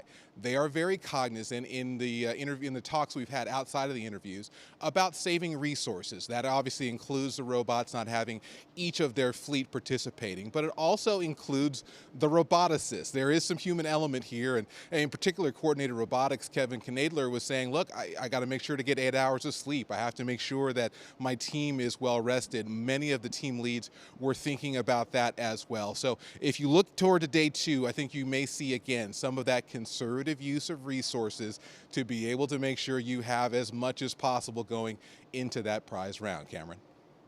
All great points, and you got to love that conversation too, right? Especially save those resources. What are some of your final thoughts after seeing systems and virtual? I think that the strategies for today in systems was very important, that they went to explore. This is a brand new space that nobody has ever seen before, and so they said, where I'm going to use those resources is looking out and trying to test all of the different things. Some of the folks that I think Coordinated Robotics said, each of my robots does 4 different things. They tried to kind of hit all of those things and do it in a way that I can get it done in 30 minutes, and I'm really kind of seeing the whole swath of what my teams can do. And so I think it's going to be really exciting to see tomorrow and to understand kind of how that plays into what they do in the next round. Well, we'll have to check out some of those run twos into tomorrow. And speaking of, let's take a look at our broadcast schedule.